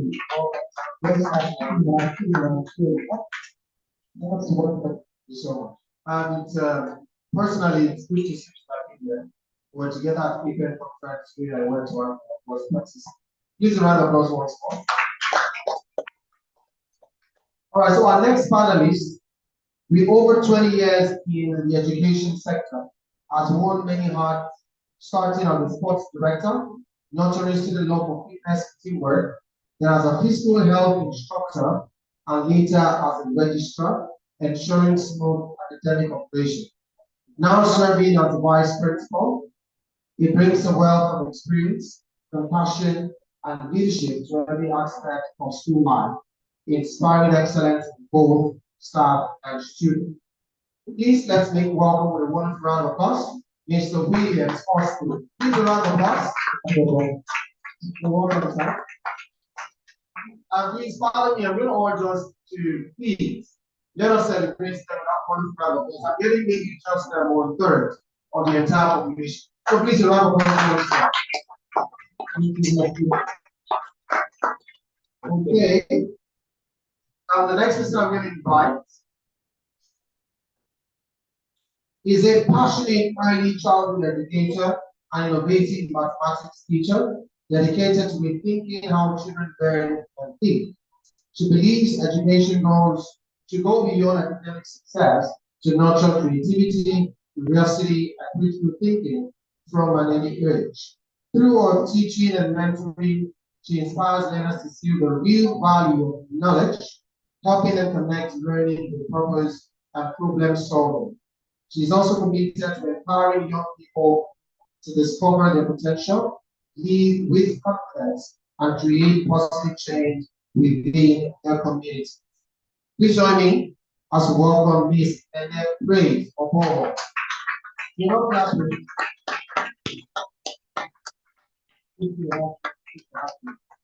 looking for our next panelist. Please step out.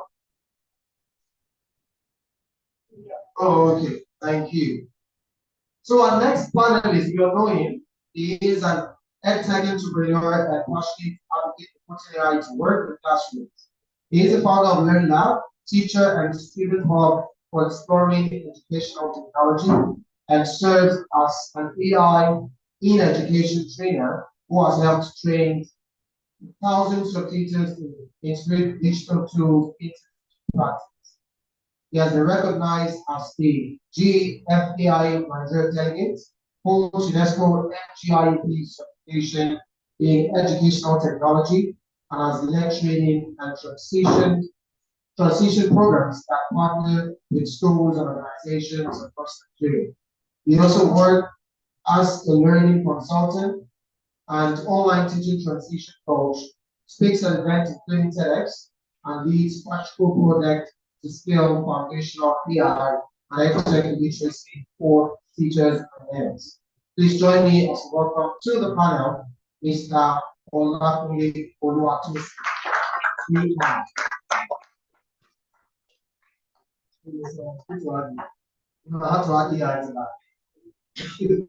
Okay, thank you so much. So, we're going to be having a very interesting discussion, and just like the theme for today's day, future ready educators. Future ready educators. Like I said, we're going to be having a very interesting conversation.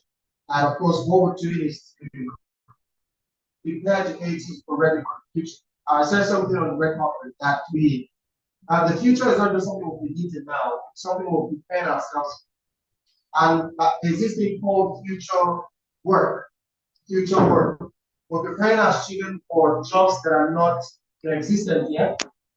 And we're also using tools that were not in existence maybe in the last 5 years, the last 10, 15 years. So that's what we're here for. So we're going to be looking at diverse questions from different parts of the education scope. So I'm going to be directing the questions to us. Okay, so let's start. Let's look at the very foundation. And we'll talk about the classroom. So I'm going to be starting from you, sir. So can we have the second one? Can we have the second one? So you're the vice principal of the school. Oh, okay. So that means you are the forefront of the transformation that has been happening in the education space. I know that a lot of schools are worried about what's going on. So the first question I want to ask is, how do you see the classroom evolving over the next 10 years as technology continues to shape teaching and learning? This is voice program for certain activities. Well, as I was in this for years, I've been in this for 5 years. You know, young classroom, instructors, in sports, and stuff like that. You keep using this word, how we teach this. Then what the end issue is the space of the classroom as some of the important and the barriers are being broken. And you see, gathering, he was talking about Mr. Robertson, the revolution and how the classroom was managed to be like the industrial work space. In fact, in the US, that was where the middle class was created from a group of people that would take instructions from the youth to work and stuff like that. So when you look at the future, we are delving out of that already. Let me give an example. I know I'm talking to people of 2 or 3 generations. I'm sure Mr. Akin will talk about it, stamp on my mind.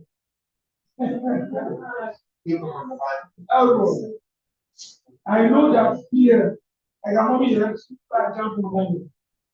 There are people who went to what's that name of Oxford purchase a jam, you are the line, and then you stand, you push before you go back to mainland, come make it buy a jam, the post office, stamps, the stamp, and then you now pray. I know that here, I'm not calling who wrote down more than 3 to 4 times or 5 times. different. So that evolution, we move from that to the era of structure. Biostructure, go to the server cabinet, enter to email, something like that. Then the generation suddenly came demand. What operation? Follow the game of say no, that's changed. You use your NIN. Use your NIN, your email, your phone number. That's it, you are moving from how it was in the past to it now is with that. That was, if I remember, I think we will start it down. When you are saying you are training, you are studying now, this is for one. You never tell what you wrote on Jamie, what because then you will start, you will be in the home by 7 in the morning. You are not thinking on the 1:30. You will solve one problem, where the class, you write down as if you are going to a discipline course. That has changed. Now they go into like APC. Then they left that, they now went into CBT. 16 English, 40, 40, 40. One of the questions pass. Then that's your 20 seconds. All that is changing. Technology is taking us out of the frontier that is the norm. Now, what's happening to how admissions are possible? The moment we got admission, right? The moment, yes, the moment Jared began to say, okay, you saw A1. What I mean was A1, A2, A3. What happened? Economics, CRS, didn't have OBJ when I went to and when I remember, it was purely. I wrote this. I got 8. You wrote onto your fingers or hand. These are changing. Now you are jumping into. Now say, okay, come on. You have 9 marks, B2, 8. That is because I remember she did the part. Then everybody began to struggle to get that game. Began to be at the score. Those children came in. So many people. The changes have been ongoing and the changes are going to stop. Sorry, just so once you project, now you take us through what we're coming from. Now, So in the next 10 years, how do you see it? All right, that's how it's going. Yes, I know. Just leave the time. I don't worry. Now, suddenly, I had companies what mentions, and it was my mind. You put all of you in the pandemic. It was the pandemic that now revolutionized teaching, that clashed globally. Then start having university in Nigeria. University in Nigeria, and actually we have classes. UK, East, US, Canada, and in your home, you are constantly and you are using. In fact, I have no staff, master, because all what you are saying at YouTube, I don't have no much the same companies. So we got a lot of time. So I keep and come on, say, you know, I was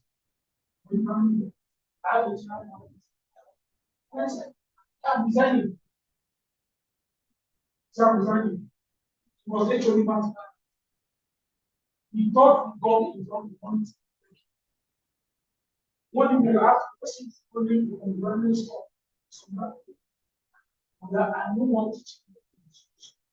And have to say, so that pandemic ushered in FCM, a lot of innovations online, and went in, and that's what we are doing. And gradually, there's something that will happen. The next step, one, more teachers are going to need that form of education. All schooling will take more resources. Just write it down. So many are left. Many of these you need. And again, I will say this. We mentioned it again. He said it was very from our houses. House and right? And into pastoral living. But he says, they are moving now outside to now get into this issue and the worst issue. And I was talking with myself. I have a lady, she's studying nursing. Now it's funny that she was not. I was laughing at myself.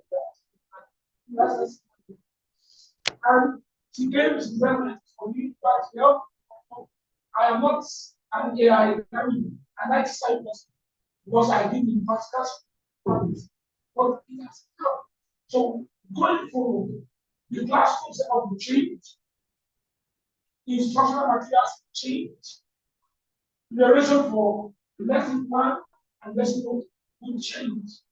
There will be more interaction. You can be your school, what would you collaborate? Maybe you have a friend who's not being He's come and help you in my practice. What will happen is that from the comfort of your houses, people will step to classrooms and they will instruct students. And that will now make this strong. See your job as a post-ended something in the classroom. So the frontier and the future, you will keep evolving. Ideas and music keep coming. And I'm telling you, God ideas don't say the word of just ideas, not anymore. I really testing that. There my friends who are bankers, they cannot fund because they are seeing ways where you interact. So think about what you have. The potential you have and yes, you are like Jesus. You understand the many understand. It's a calling. Sorry, I think I need to because we're moving into another part. So I'd like to ask this one, because one of the facility or maybe the watering activity, and you touched on the aspect of AI. So I want to ask this question because what we tend to do is educators were ready for the future. So when we say future ready education, the question is, what's this truly mean? You know, you mentioned something that the future of interview will not be about what you know, but to be about what tools can you use. So the question is, what is the future education educator? What does it really mean? Is it mostly about the tools, the mindset, or adaptability? Or where does this connection? Okay, thank you very much for that question.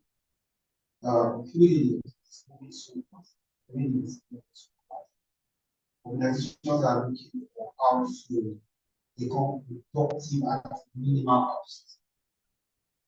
You understand that? So they are looking for how to get results at minimal cost. And one of the drivers of that is technology. Because technology is helping them do more at lesser cost. So I'm saying that the future ready teacher, like, as a teacher who is first in mind, you understand, knowing that life will keep evolving. In 2020, the nation will just have one track. You mentioned something about 2020 where I was teaching. He called on the short by. I don't know how many of us who moved my chief. Okay. Like Spencer, Spencer. So I read it about mice that were was cheese somewhere and they have to put that some try to stay, some try to move. Right? So that changed my mindset and it told us to evolve. Some of us needed, few of them did not do. So after like a month, they invited us back and now we want to start teaching from home. How many of you can use it? Those that do not use it, those of us that won't continue. So the future of the teaching industry is you need to keep changing. You need to keep learning. You need to keep adapting with what's happening. If anything shows up, go after it.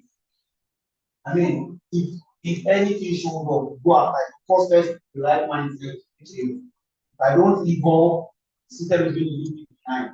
Then learn the tools and then adapt throughout to what we call pass the message forever. So I'm going to see that to summarize everything is just evolve. And it just moves at the speed of whatever is up to. Whatever shows up, that's what I'm just missing. So it simply means that we need to just be on the lookout, follow the trend so you don't get left behind. Okay, let me ask so you are able to hello the school where you work and of course you're a STEM teacher also STEM instructor. Now looking at the fast pace of the involvement of technology. So the person would like to ask, how do we balance the human touch with the rise of this technology? You know, while we're having a session mentioned about teacher being facilitator, why you need to step back and allow the student to do their thing. Student will have some technology. Or how do we balance the human touch? Within this controversy about technology totally replacing man. But do we still require the human? And how do we balance that human teaching with technology? Let me just give you a background. I was facilitating a session. My opening statement was very devastating. Yeah, because I was to talk about gamification. And the first statement I made was teachers are dead. You know, you may see people saying, what of me? Okay, I said, okay, don't want that. So let me replace it by saying teachers are dying. And then they started to buy it up. But how do we now balance that touch so that we don't end up losing human touch from our classroom? Thank you very much. That's especially very challenging. One of the biggest fears, not just in the sector, no. In other sectors where we have AI assisted application, AI assisted tools, the fear is all around. At some point, we have that AI has actually got to start. That's the section. And then it's about having that mindset that is growth, that is growth impact. Having that growth mindset and not being a teacher that can live and survive the problems that this is bringing forward, and then to work back. It's unfortunate that teachers we have these days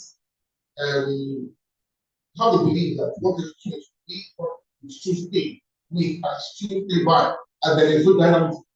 And I tell you, don't like to catch up as the 21st century teacher. We haven't finished masticating the concept of how we can get ourselves involved as the 21st century teacher.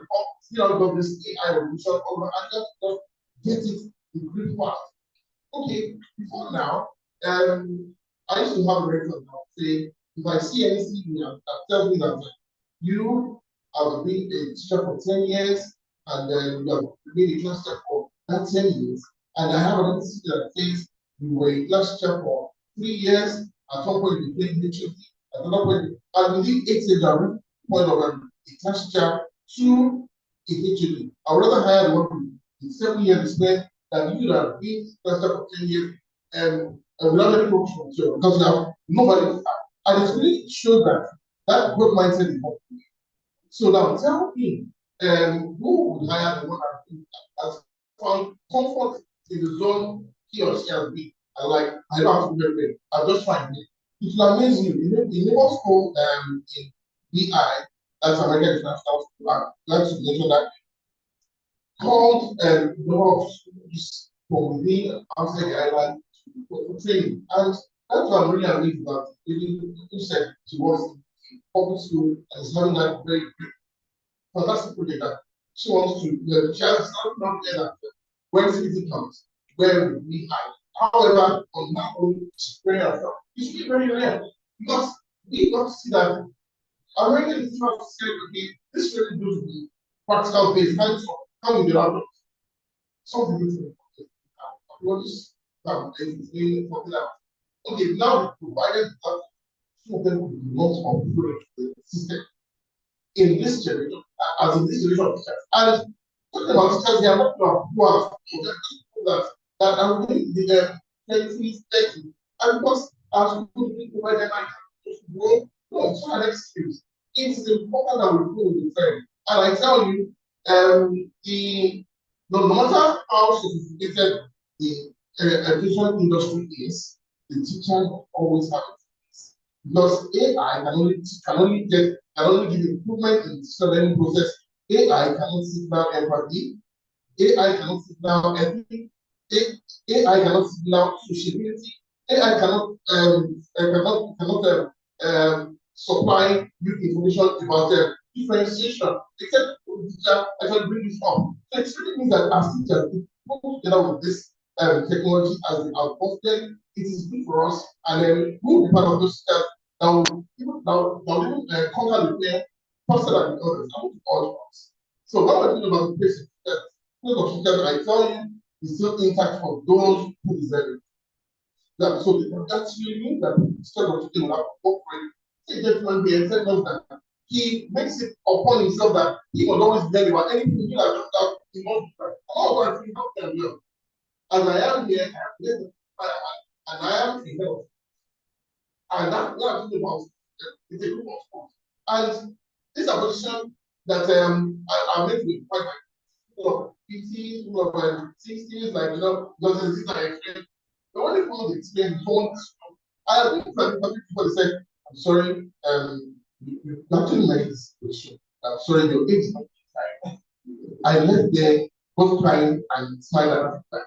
Because I felt like because I have forward at this young age of yours, I left that there for what purpose to the left?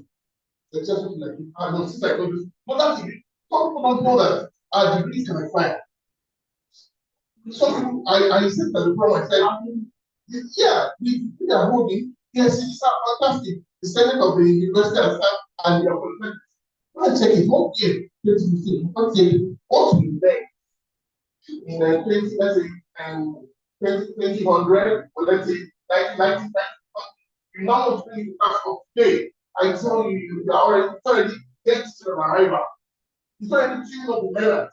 That's because it's not why then they teach us about the concept of pre-service training and in-service training. Pre-service training can always determine our vitality permit, but the in-service training is lifelong. That's what many teachers don't know. So that's why some teachers by the time they want, but by the time you even interact with some of them, get to know that this is going to be because your children who are called the .com native, the computer native, the digital native. Now we are digital immigrants, the digital friend, the digital community really behind us. And we are the ones now trying to go back. Why learning behind me? I need to get up. And now you want to do someone new. I show you. That's what people are not even getting that. Well, because of the day. Because you only want to make of yourself because the children are coming to meet at top notch. The people will tell you that, so have you tried out this app? You know that they're not see. You know. So you have to switch on. Switch on. And you see, we're in Lagos. Thank you very much for the friend of mine, business.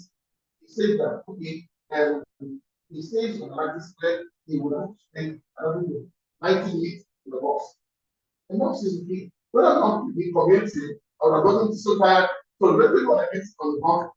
Then I use them. I need 3 minutes per day to learn something new on this. I tell you, all that Mr. Lord said, you don't get back to me and go and watch them over and answer them on Instagram or on YouTube. I tell you, you will not, because practice makes perfection. What is going on? Don't that. Those are you 10 minutes. Make sure that you multitask and 1, 2, or the other, and now and the other. So if the task of clarity, you get to know that 1, 2, 1 day, 1, 2, and 5, and it's making us relevant. What about the big six? Then start something that the only goes is there. Oh, thank you so much. So I read a research sometime ago. I can't remember the people. It says knowledge change is about 8 or 18 hours. Every 8 or every 18 hours, a knowledge change. So if you depending on what you learned yesterday, but not just relevant. Anyway, thank you also for pointing out the fact that teachers will still relevant. Talk about empathy. But let me come back to this before I go to the queen of the house. Let me come back to this. There are several cases where you still find teachers now struggling with projection in the class. Even in the midst of what we're talking about different tools, communication tools, AI tools, just to struggle with projecting, they still call the IT guy. So the question is, don't you think with all this they can be overwhelming and it will make teaching complicated? Okay. So I wrote something weeks ago, and I told them that before we let us know mindset.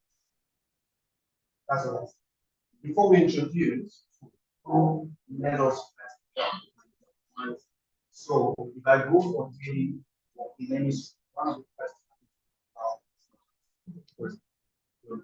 the mindset to help them adapt, mindset to help them open their hearts towards what I'm about to keep going. So I would say that it would not be overwhelming if we have the right coach. So what I would say is that every speech will have at least one remote session, whether virtual or physical, where we help teachers. I don't know if you are spoken to this. Teachers are related by the fact that some and is able to online.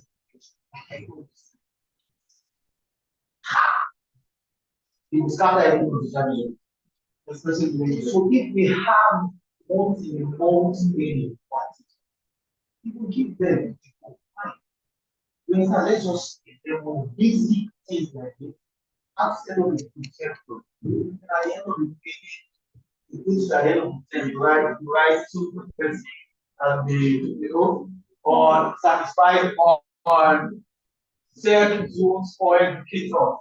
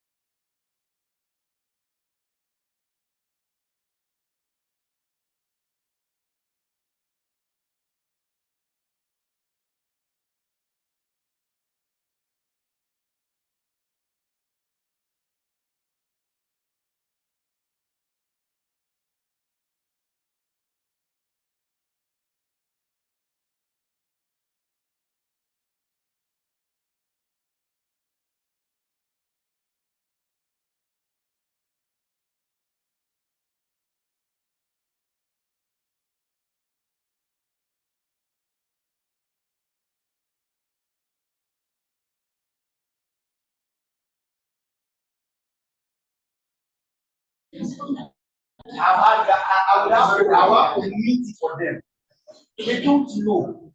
So before we go into these complex tools, that's what I was already doing. Let us start on this easy tool. how to set up the projector because if you train there, it means you are prophesying over your school that one day you are going to use a projector and you have prepared them for it already.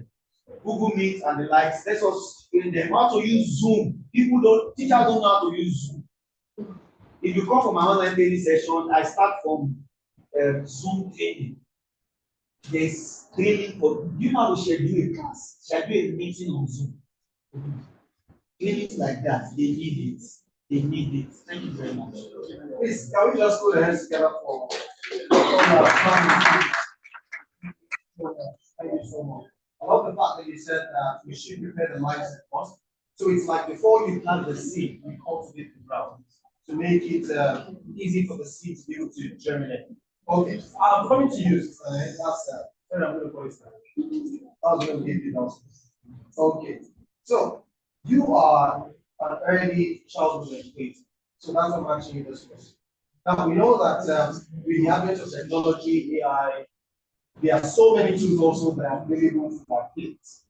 And because of that, screen time has increased. All right, we've seen them due to so even online teachers also they look for tools that would make the students to do. So you mentioned maybe reference because you have this kind of mentioned about giving assignments that doesn't have to be handwritten and all that. So the question is this: don't you think that we have traded curiosity for convenience? That's one part. And then how do we revive imagination while we're still preparing our children and students for tech-driven work?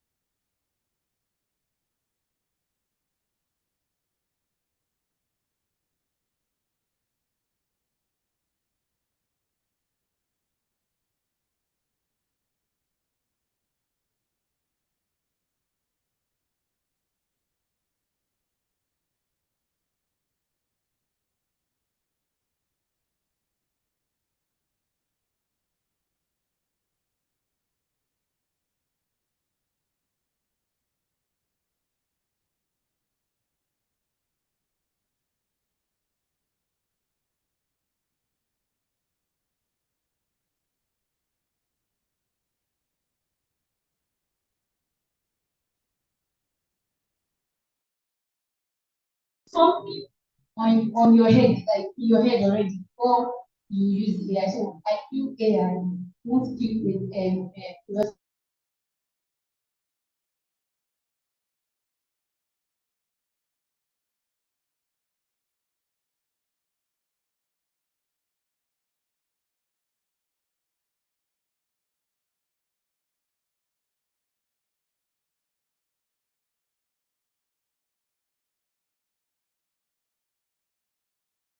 I tend to answer that question. So let me just look. I love the fact that you said that people brings out creativity.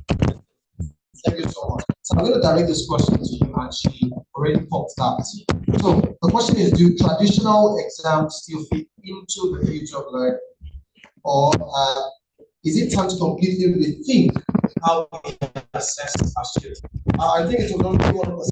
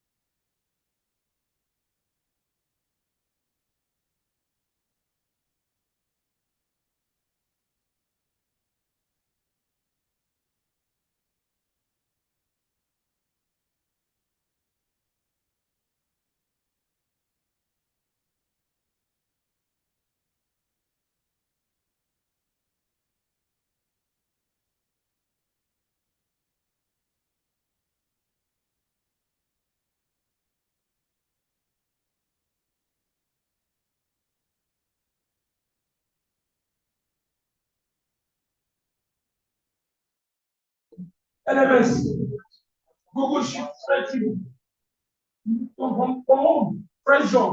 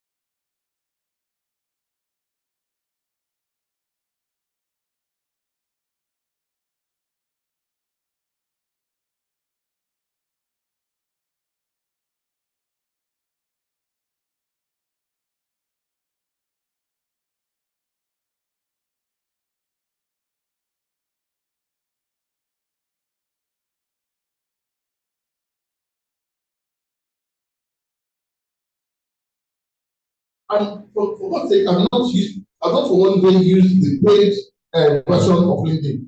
It's just this free one.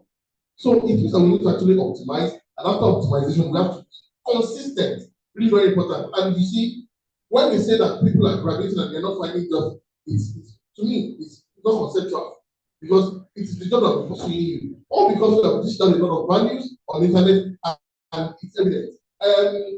For a number of organizations that I've worked with, once they receive our messages, before I get any call from them, I'll see LinkedIn will have reported so video profile, so video, meaning that those people are trying to verify whether what you have put in your as your testimonial is actually real, and then they go online to say, oh, this is real, these are videos, these are pictures, and these are impact this person has made. You see people brandishing their certificate online, and they're mentioning your name that other educational resources groomed us to have this. It's really very quick.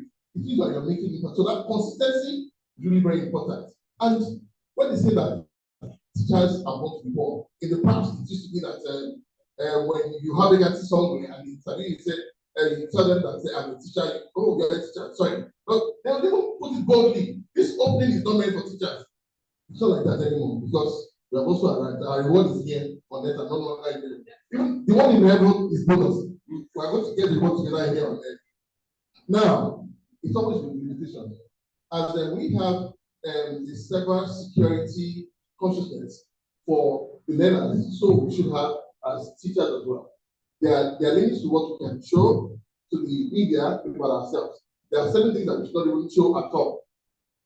Now, learners that we are taking online, we're taking virtually, the identity should be very discreet. We need not to make them open. There are even some organizations where you work with them as online academies. They are online, they actually operate online, so they recruit teachers and then you join them. They'll tell you that for all their classes, it's always off camera. So you'll be taking virtual classes, but all you need to do is just share the slide. You will not see the child you're teaching and child not see you.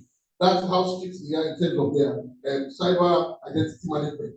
So, but however, if you are actually having a one-on-one with maybe learners abroad or learners within that you want that they're taking, and that you are in agreement, ensure that whatever video you're posting online, you maintain that child right law by not revealing the identity, making it covering where you're making anything that has to do with identity, and again, it has to come with consent.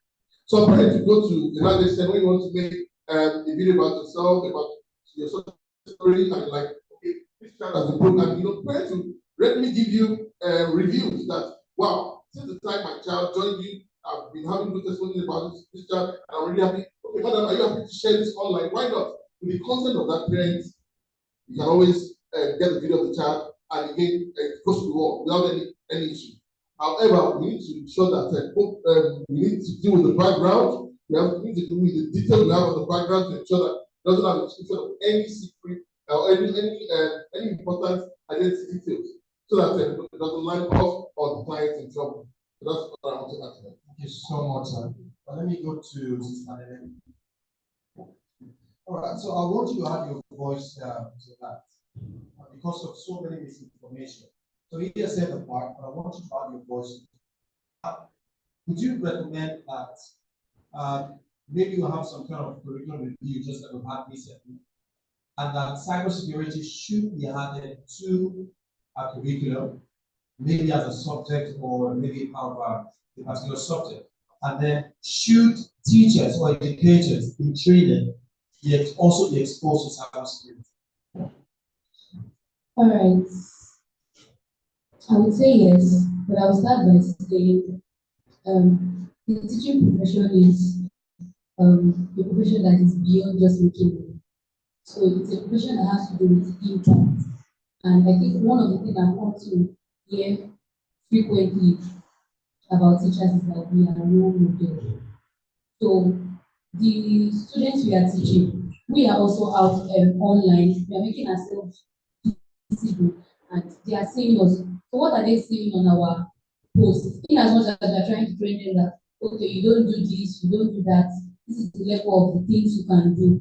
What are they seeing that we are doing? And then sometimes when they will come to ask us questions? Is it that they are ahead of us in knowledge and we don't even know? We don't even know the thing that is happening recently to be able to even tell them ahead. Because when they know that you know, they will always come to meet you for advice before doing anything. So I think that's what I will have to say about cybersecurity. The teachers should also get the training, and this is when they get the training they can also teach the students. Okay, so one more thought before we give our final thoughts and then wrap up this session because of time. Please just let me have the microphone too. So, sir, is there a possibility where teachers can balance, moving or transiting into other tech-related career and also still be a teacher in the classroom? Well, it's very well possible. It's very well possible. In fact, being a teacher does not in any way hinder you from either their tech or other aspect of endeavor that you have chosen to. I'm to teach you. I'm not just sports massage, sports massage, it's not a regular municipal massage, sports massage. I'm into that. I try my hands on other things. But when it comes to things that have to do with tech, you will not survive the future we're talking about if you are not tech savvy. You have to learn it. There are free videos, free courses. I can't, no, COVID was bad, but it changed my life concerning tech and teaching. It was a game changer for me because we are told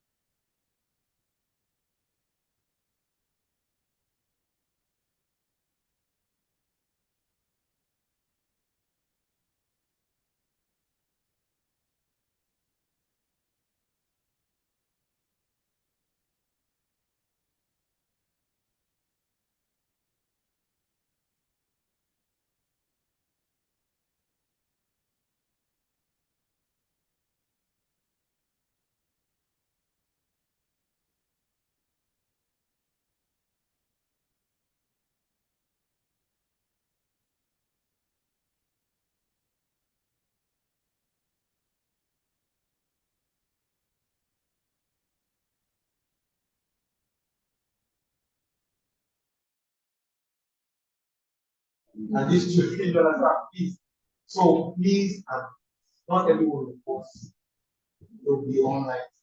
Wherever you are, just make your impact. Grow, develop.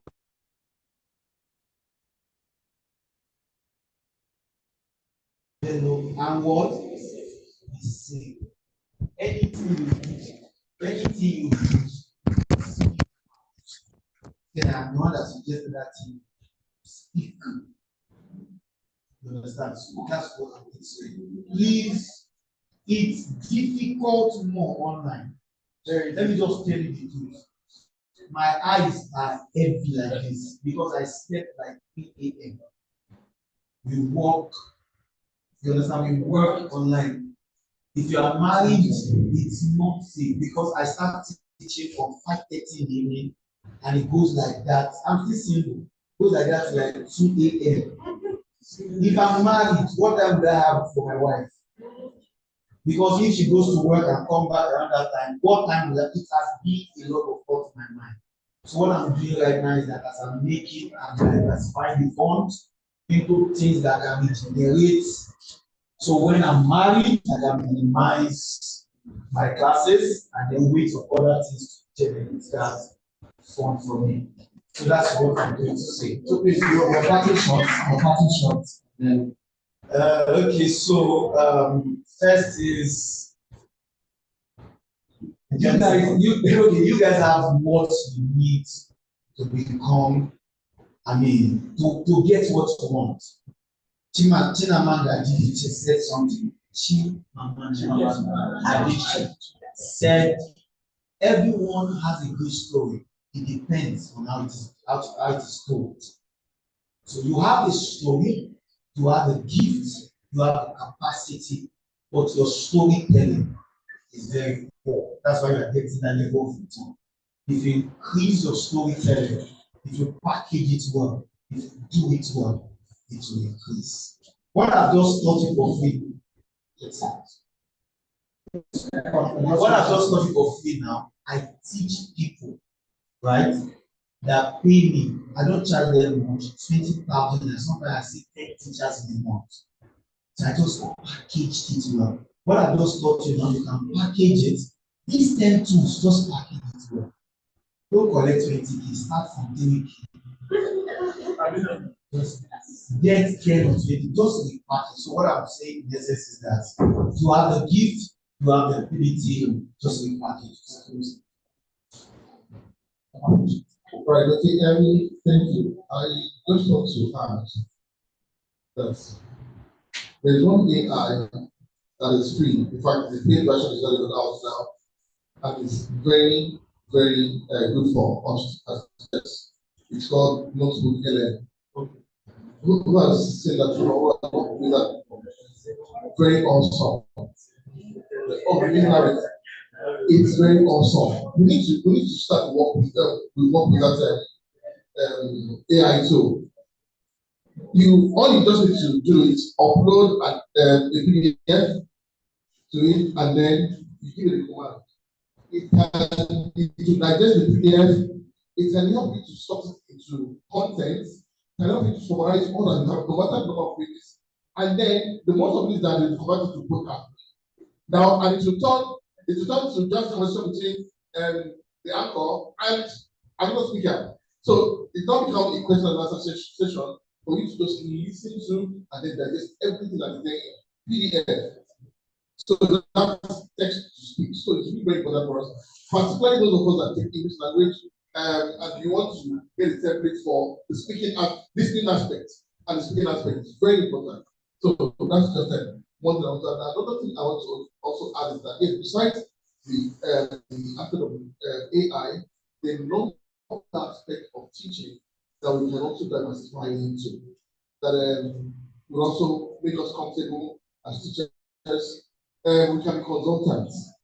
Well, as long as we're able, we have in-depth knowledge about what we do in the classroom, from classroom teaching to Montessori method to the unique selling point, that is the UBSVs.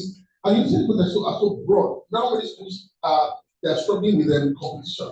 right? And the competition, and the only thing that can edge them out is maybe by adopting a foreign curriculum. If you are really very good in the Cambridge curriculum, good in the American curriculum, Norwegian curriculum, or you are good in SAT, you move into schools and let them know that you want to add value to them. And on the good day, you just help them to do a setup, you give them the curriculum, how they can insight, you make good money as consultant. However, it's really important that the passion should go first. The aspect of making impact and making the children that will be the end consumers of this knowledge to be better people must really come first before that aspect of commercializing it comes in. That's my advice. Thank you. Thank you. I don't know if you've heard of classroom transformational consultant. Does it exist? Yes, it existed a few seconds ago. Classroom transformational consultant. When you help teachers to transform their teaching and tools, helping them to provide communication that would be effective in their classroom, because not all communication works. So you go, you study the student, you come up with a list of appropriate benefits. All right. That's my new portfolio. All right, the only parting shot I have is we've learned a lot today, and we are still going to learn. So the basic thing here is implementation. I guess that's one of the major problems of this country. So we have abundance of knowledge and resources at our doorstep, and we don't implement, we don't learn, we don't grow. So we should try to implement, even though it's one at a time, just like you said, and just make it a point of view, say, okay, 15 minutes every day, I am dedicating it to learning at least one AI tool. Even though you're not going to learn everything, or at least you are learning something every 15 minutes. The goal is consistency every day. You will be surprised at what you might have learned at the end of maybe 2 months, 3 months. So that's just a potential. Thank you so much. I want to really appreciate all our panelists as well as all our participants who have listened to us. We had very interesting conversation. For my parting shot will be this. There are three sets of people as far as this conversation is concerned. There are those who predict the future, who don't do anything about it. While there are those who plan for the future, but don't know about any prediction. They are planning blindly. But there are those who can predict the future and plan for that same future. So the question would be, which category do you want to follow? But don't forget that while you are planning, you can't leave your student behind. But the simple truth is, they are even ahead of you. Thank you so much. I am Ambassador Batsnik Adi, popularly known as the Michael Ambassador. I teach, I coach, I mentor, I anchor, I activate, and I talk for you. Thank you so much.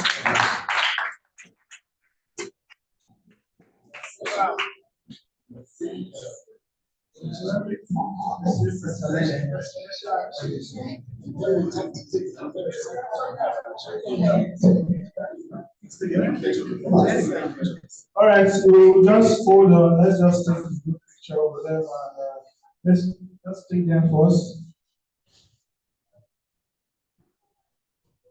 Please, in your camera, let the light shine more. Because of my phone.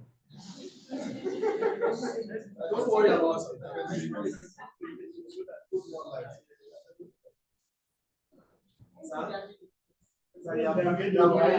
it. This man is sitting at play. I don't know what God is doing here. Oh, I think it's better. You should like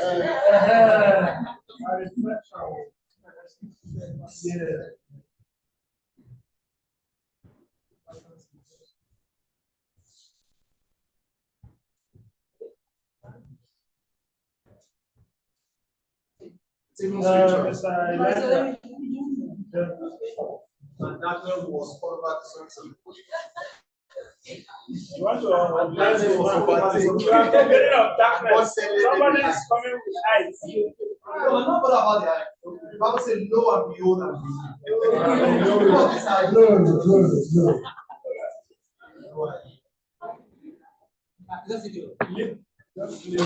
That guy is another.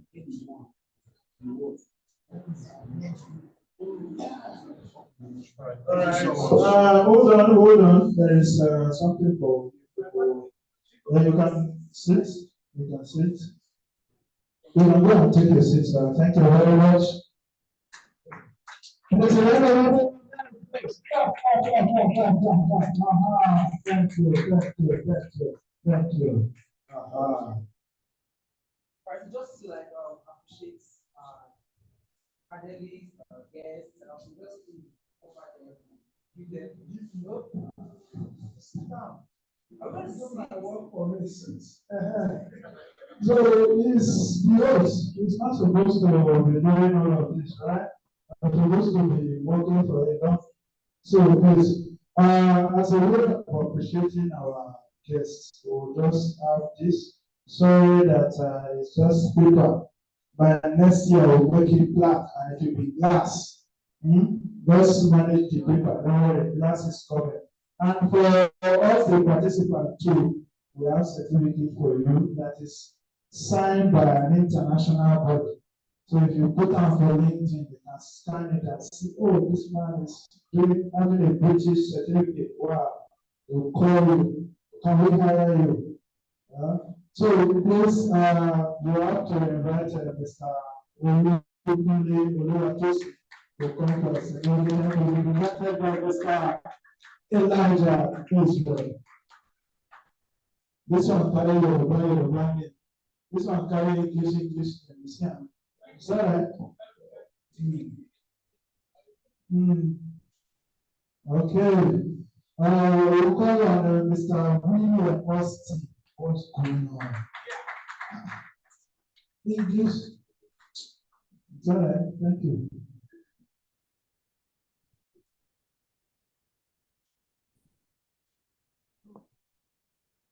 Then we have Mr. Babatunde Ayode. That's how I speak, right? I'm getting your tone. I already put it on my chat. I speak like Mr. Babatunde Ayode. Oh, thank you, Mr. Babatunde. Oh, wow.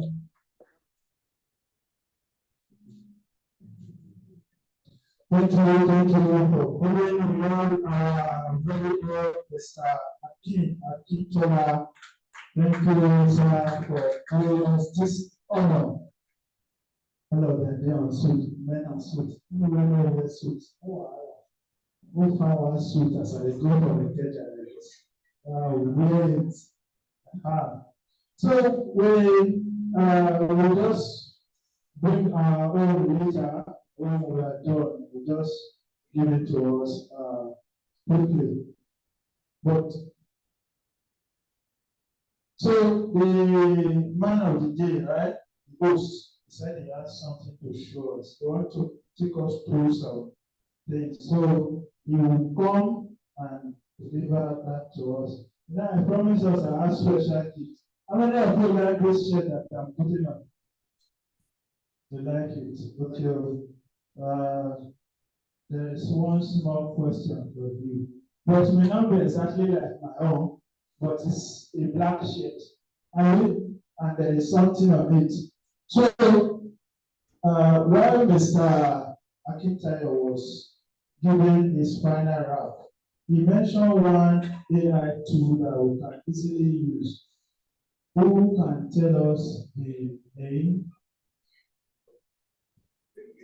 Look this way, don't look front, look this way. Are we not part of this event?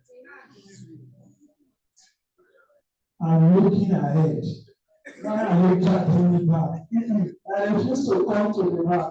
So if you want me to look at it, come to the back, let me see your face. Okay, let me give this wonderful woman to tell us.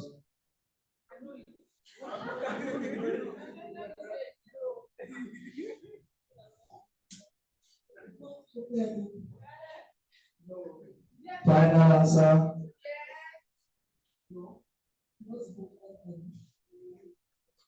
Sian, notebook,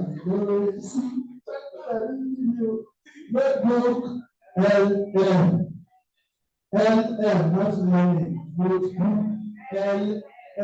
LM. So, well, I will call on Mr. Akintayo to come and present himself. so that you know that while we were talking, people were paying attention. So please.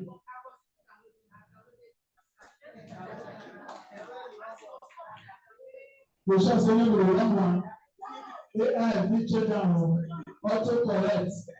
If you have autocorrect as you type down, you know, there are sometimes I will search for some things on Google. It will say instead of this. So let me not waste your time. So come and present this wonderful shirt to our beautiful sister. You see, even the presenter said they like the shirt. They said, wow. You see, say you know fine, but at least something I give and gift. Thank you for coming. Turn and watch. Thank you. So I still get a plenty of back. So I'm still doing my bag. I can give you. Camera woman, if you look me, you won't collect it. Okay. If I give you one, I don't give that man. If you get me for the road, you will save me. You be woman.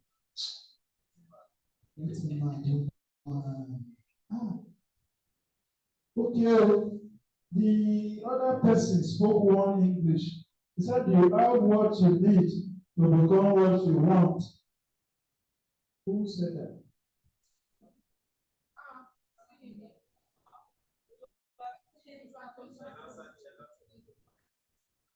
Bonus. Chorus answer. We say, I'm talking about chorus answer. So I'm justified now. Well, we have to say thank you to our sponsors. A person, the red white person, they do something. We are here today not just having the idea. We have the idea, but we need something to push the idea out. Somebody came, you see, the person you have not met, you don't even know him, they send money to you. When you are almost everywhere, he's not afraid. He has boldness and confidence that you can deliver. No, God is wonderful. So let's tell other educators, thank you for sponsoring this program. A round of applause for other educators. Please stand your hands, stand your hands. Stand your hands for me. So thank you very much for that. You give to me like I won't carry the card for my house. I don't give gift again. Me, I need gift. Those gifts you don't give me. They gave so many AI tools, and at least we have to use that. While Mr. Tosi was speaking, the last tool he used was what?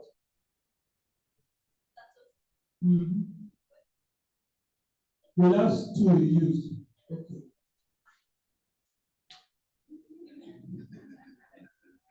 I gave my eye go.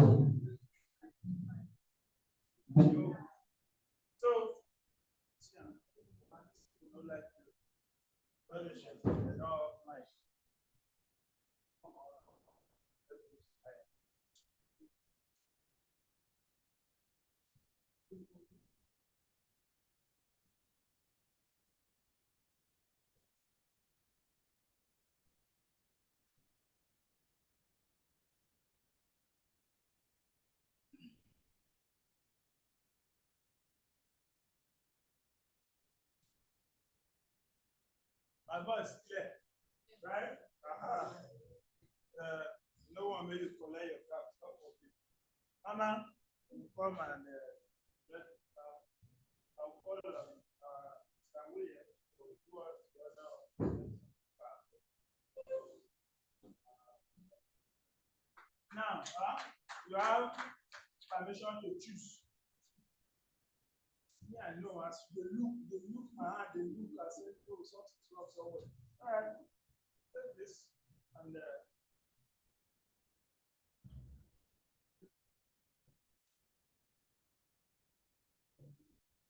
thank you, sir. Thank you. Still remain one. What do I give to? Volunteer.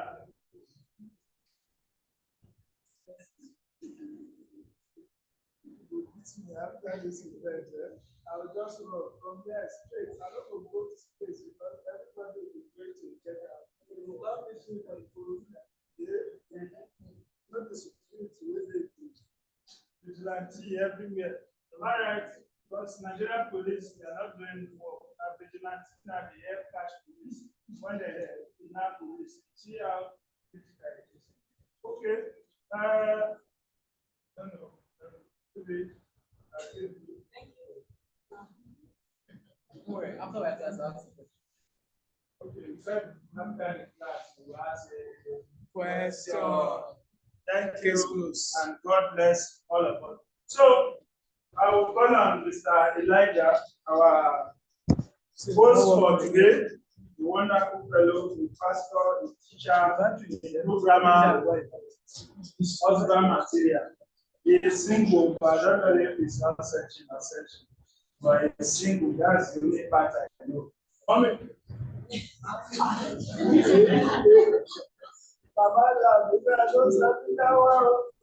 right, so Mr. Elijah, please will come and show us your honor of taking on the truth. He reached a tone, the voice tone. You see, God is wonderful. So please, a round of applause for Mr. Elijah, please. All right, thank you. Again and again, I want to say thank you to all of our guests, all of our facilitators. Please let us be on time. I personally think I've been well fed. What do you think? I've been well fed today. Yes, I've been well fed, and I'm careful enough not to overfeed us. Right, so there's something like overfeeding. I think I was in a class one time, and the student said, "This technology you are teaching, it has a disadvantage." I said, "Okay, let's go. What's your best coach?" Some might say whatever they say. So if you eat too much, does that disadvantage? Say yes. This thing, if you do this, does that disadvantage? Yes. So everything has a disadvantage, right? I think at the first time we started, okay, one of the how I met or I discovered this that we had said in this conversation was that you put what you do out there. So when I decided, okay, I want to go on a journey of exploring AI, talking about AI, just a few contents apart from normal write-ups and articles I do online. I saw this at Google, I think there's content, I think a lot of teachers something around. So when, at the point when I decided, okay, this is an AI movement in education, let's get it. The same week, I started some DMs coming in. This year, I said, I'm sure it's not Antichrist. I'm like,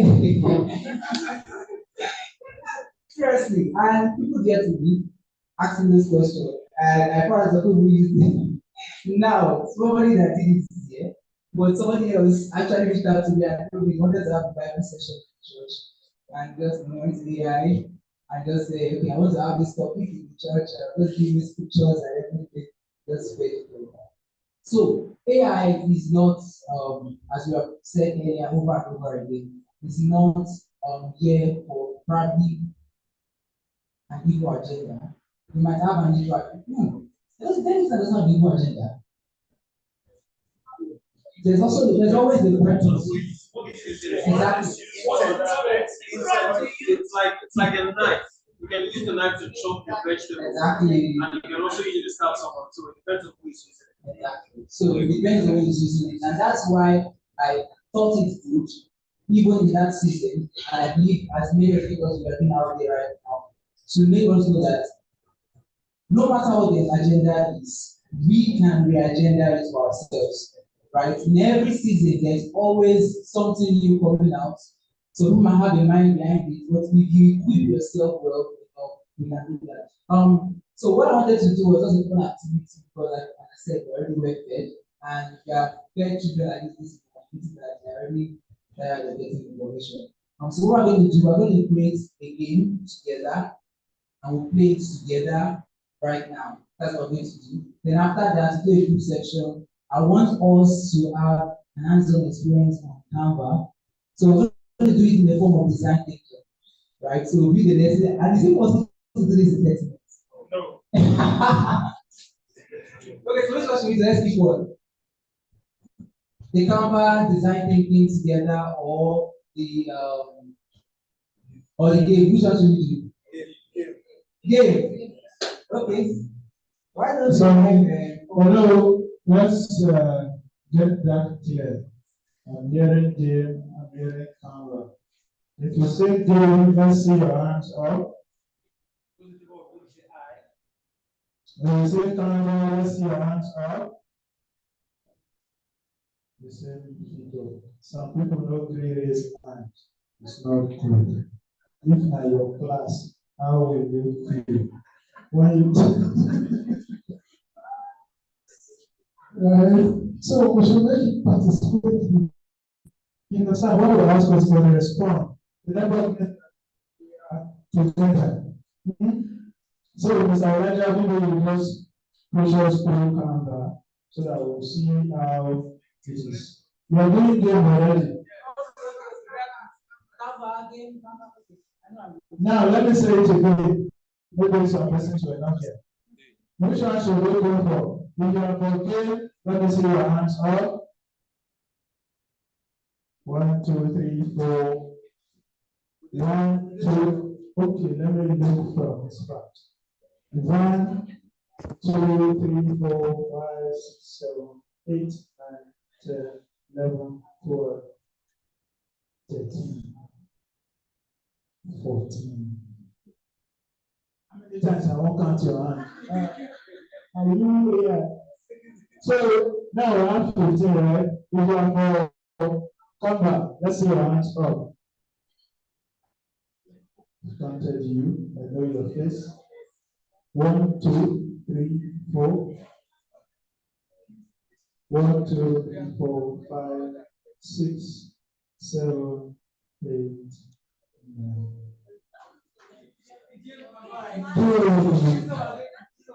So please, maybe we just make it 10 minutes. Give and come back. That's all. It's all right. Clap for me too now. Thank you. Okay, so this is the try like this. So for Canva, the student was to how Canva is being used and all of that. So let's just imagine we're going to work together, we're going to make this together, and make it together. Let's imagine you want to create a lesson for giving an idea. Lesson for class. Any idea? Sorry, which class is it? Yes, I want to do it. Please give us the topic. Quadratic equation. Good idea, right? All right, quadratic equation. All right, so that's the where we are creating our lessons. What are the things you consider? We want to create a lesson for a class. What are the things you want to consider? Learning objective. Let's do that. Okay. So what's our learning objective? Many ideas, or should we do it first?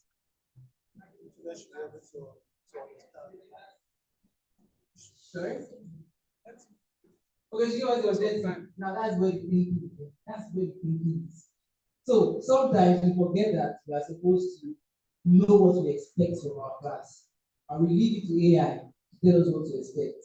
It can give us ideas, quite all right. But let's also have that objective in mind. So let's say we want to do I want to teach F5. So Mr. Lukuli mentioned about the character, right? So I'm teaching. Okay. You are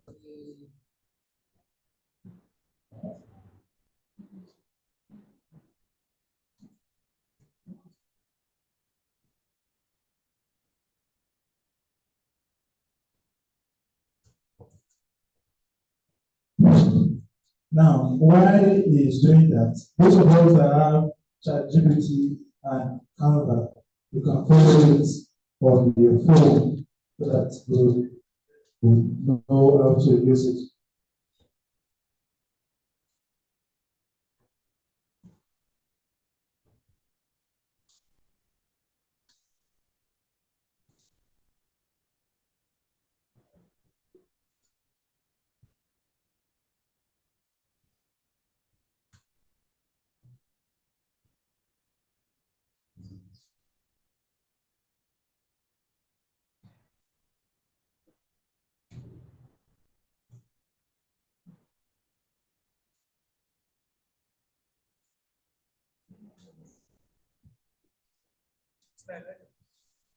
Sorry?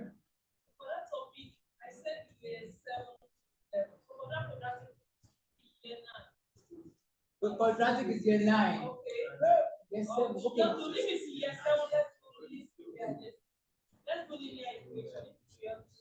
Okay. Mr. Olukule posted something recently. He posted. So Mr. Olukule posted something recently. He posted a lesson that was creating for year 5, right? Inequalities, and I was like, so that's already year 5. That's quite difficult. Like, I don't think I got it. I don't think I got that year, maybe year 9. Okay, so we said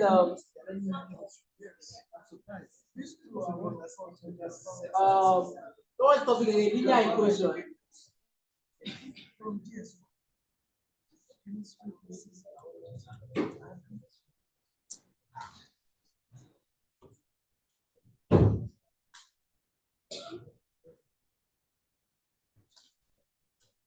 All right, so I want to stop this so I does not get too long. So, anyways, AI is already getting smarter. So, even if our prompts not exactly excellent, it can still help us. So, what I said is to create a lesson that will enhance this practical equation and make it fun and also apply it to their daily life. So, first, note that there are diverse learners, right? Different kinds of learners. So, we want to make sure that this lesson can bridge the gaps between different kinds of learners. So that's first in our lesson. Okay. A little bit is to understand and all of that. Give us the processes. So now we have mystery prize game. So let me just do something fun with this. We have mystery prize game. How can we make this thing more realistic? Like they can experience it. Canva has something that does that. So I want to try that. So I'm going to create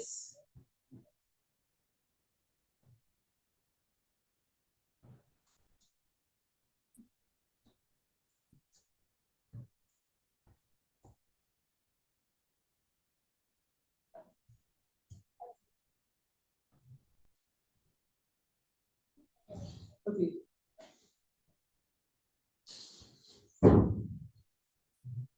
Now let me use a game.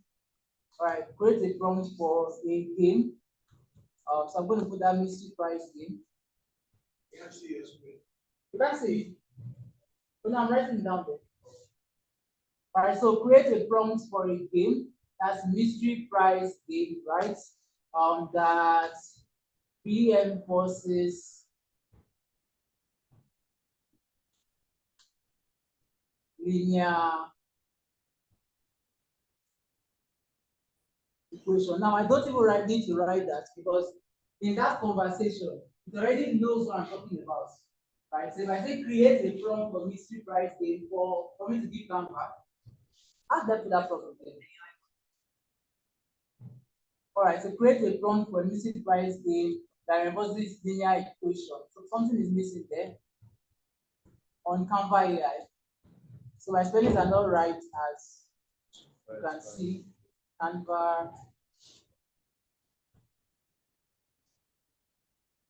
AI. I'll stop this one for running. How many minutes have I taken already? Or is anyone trying this alone? Is anyone trying that alone?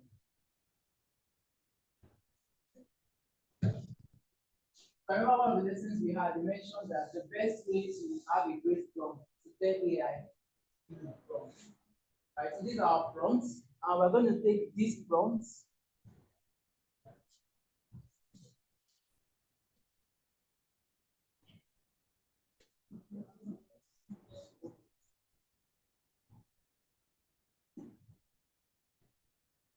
All right, it's quite different.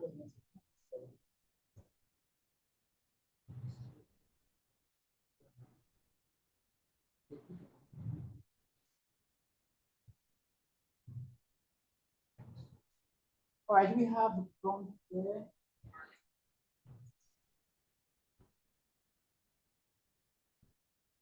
right, so let me just copy these prompts.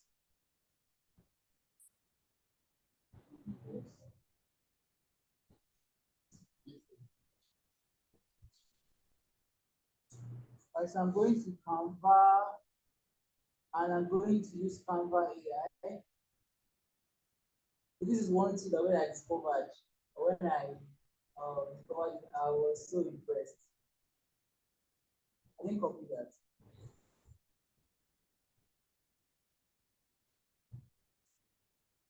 I think when I first discovered this was on the podcast, and just as Mr. Olukunle said, he said we should open ourselves up to information. Because the podcast ISTE, that's International Science and Technology, it's an organization across. So I had someone say that there's a way that you can create a whole web interactive platform, and you don't have to, you don't need to be able to write a line of code. So because I deal with code, it's very impressive. You don't need to write a line of code, and it's going to do it for you. I said we're going to use Claude to do that. But when I discovered it on Canva AI, I loved it.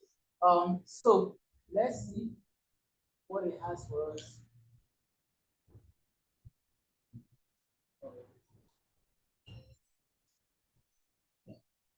All right, so Canva AI is generating our design. So now Canva AI said we're going to have a slide introduction to today's setup and the game. So let's try it.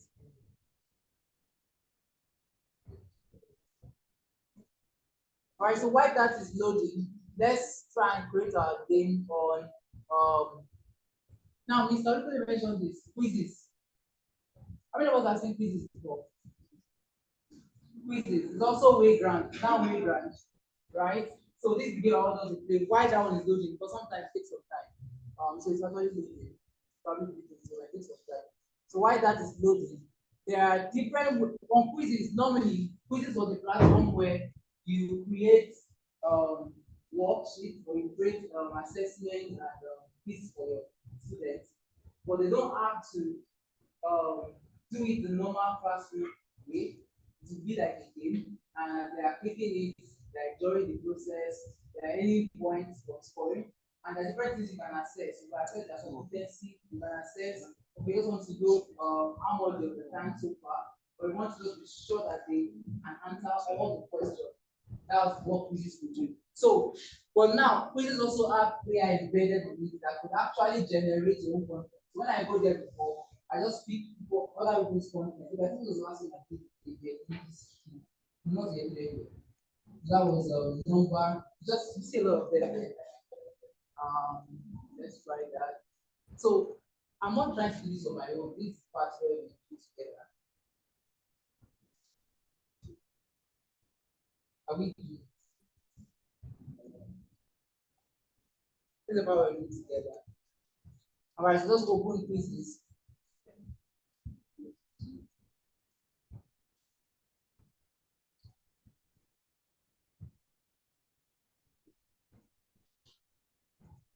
So the process of creating may actually be very, and it's not very, but let's see if we have AI embedded in this part.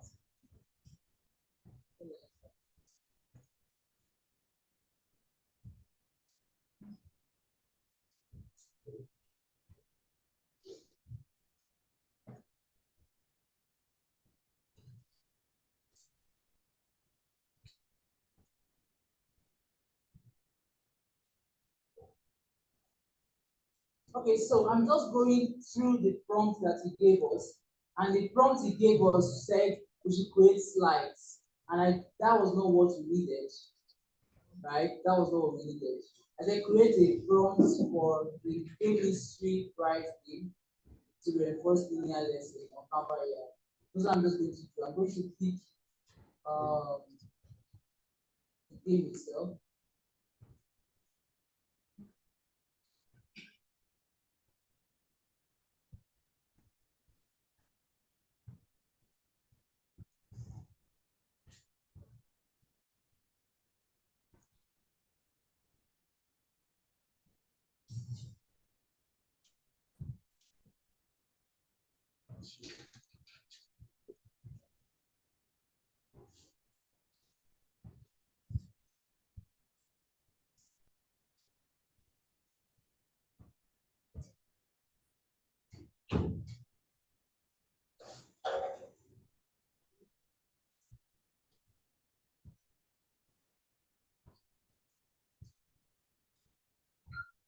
How many of us have gotten to this point?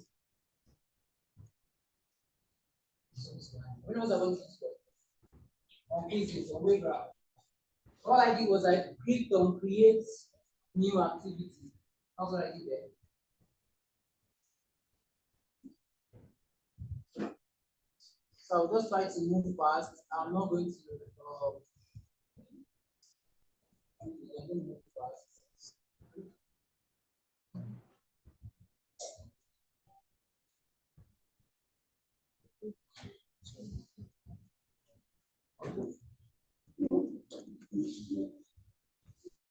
Someone else just waiting for me. So I'll say quiz on linear equation.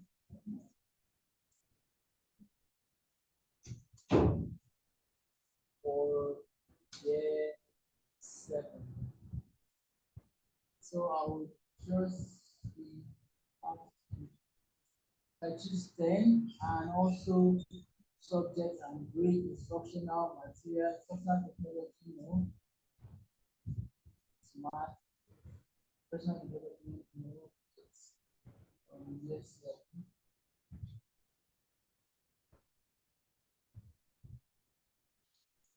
all right, so that's also generating here. Let's check back on our prompts here. Okay, so this is what I was looking for before. All right, so what do we see? I don't know how we see it there. So it said, here's the mystery price formula. Each item has a base price plus a cost price. Who's going to try this game out first? Who's going to come and try it? Who's going to come and try it first? Okay. I'll let me attach this. All right, who's going to come and try it? Our math teacher. All right, please let's take that for that. Please, the video says everyone for that. We're going to change my name. Mathematics teacher. The lead tutor came in the classroom. So platform for tutorial. All right, that's it. Okay, so what's going on there?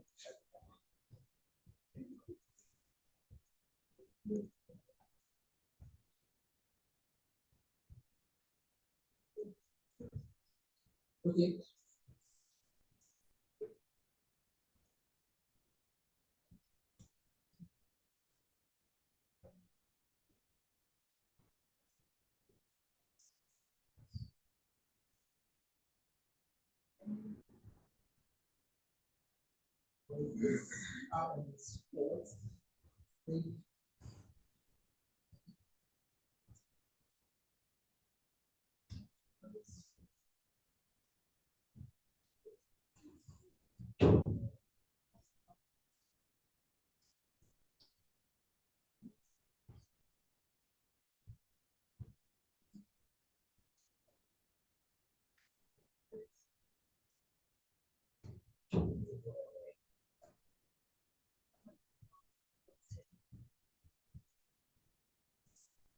Okay, I think I'm seeing something. Let's do that. Now, cost per item, right, times quantity, base price. All right, so we have 7 items times quantity. That's 7 items.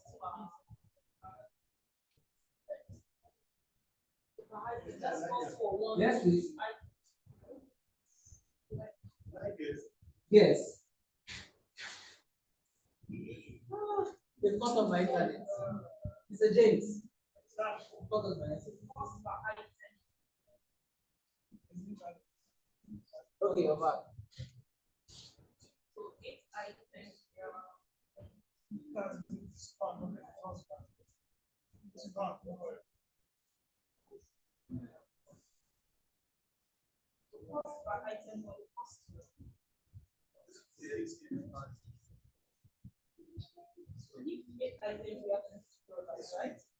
Then one, yes, we have 2.75.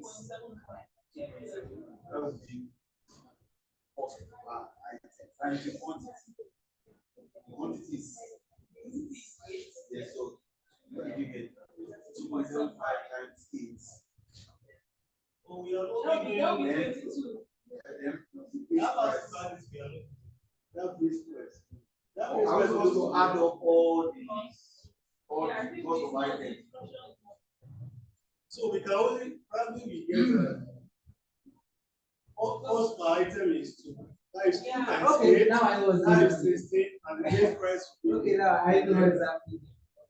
Right, so what we're supposed to do is we have a breakdown of things like an algorithm and folders. This is an algorithm of how this thing works, right? So we're saying that for 5 items, it's $16. For 4 items, what? All right, so how can we know the price of one?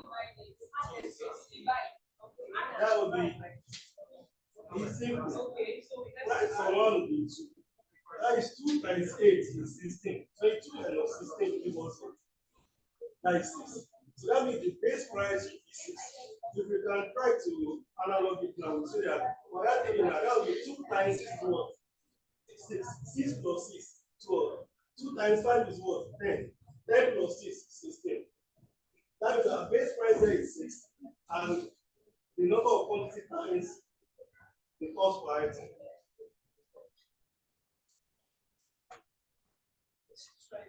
No. It's 2. The cost per item is 2, not 6. Cost per item is 2. Okay.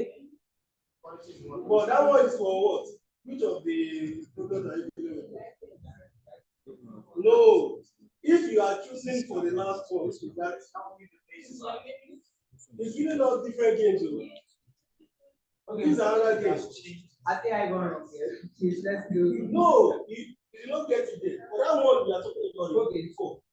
The cost per item there is not changing for all of the items. But now, the cost per item times the quantity for what you are dealing with times plus the base price.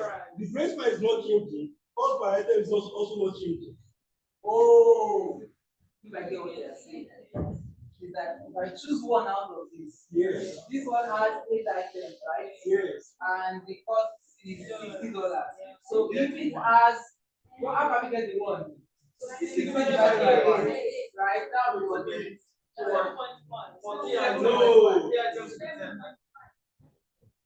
Sorry? What, when you divide what you get? I got 7.5. 7.5. Okay. So what are we not supposed to put here? These are not accurate. These are I think the base price is fixed, right? No, it's fixed. So we need to. If it's fixed, you don't get it. You don't pay. The cost per items, the quantity is fixed, and the base price is fixed. The base price is fixed. But that's all now. This part is supposed to be the base price. So that From yeah, this plus one. yes. Is it fixed or can it be changed? So let's check. We need to. Bring your cursor to this one. Here. Bring it here.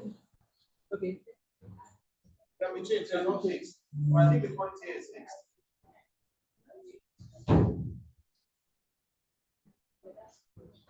So what are we saying now? What should I do?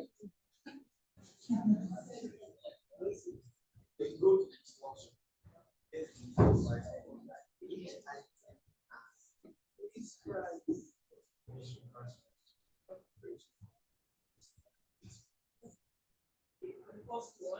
How do you know that this is the base price? Yes, now. He already told us each item has a base price. So this one is plus a cost per unit. So there are like 2 prices here. That's what it is, right? Has a base price plus a cost per unit. So it's not just the base price that you have on this column. Base price plus cost per unit. Yes. So how would you know? I'm going to go. That's the unit number. That's for 5 items. And what's base price? Okay. So I think if you're prompt.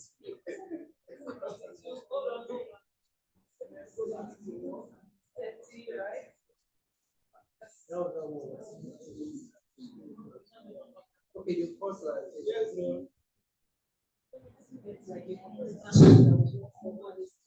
And you know that as the quality increases, Once it increases, the price is reducing. Yeah. Once Price we is increase, The price is reducing. You look at it. so that's an If you're going to divide this by 3, that will give you 10. If you divide this by that will give you 10. But if you go to 4, so to be 9, it's not going to be 10 or 2. to be 9. So it's sort of like. So I will send the link to this to everybody to try at home. In fact, I'm going to send the link to us. Now, this is the beauty. This is where I felt like, please thank you, please thank you. Oh, sorry. She came out first. Please let's celebrate that. All right, so this is the beauty of this, right? Now, in this case, I showed us an example on mystery game. It does not have to be mystery game, it's just anything. But the beauty of it is that I could create my own interactive material, generate a link, and send it to a student. And the student will be able to do it.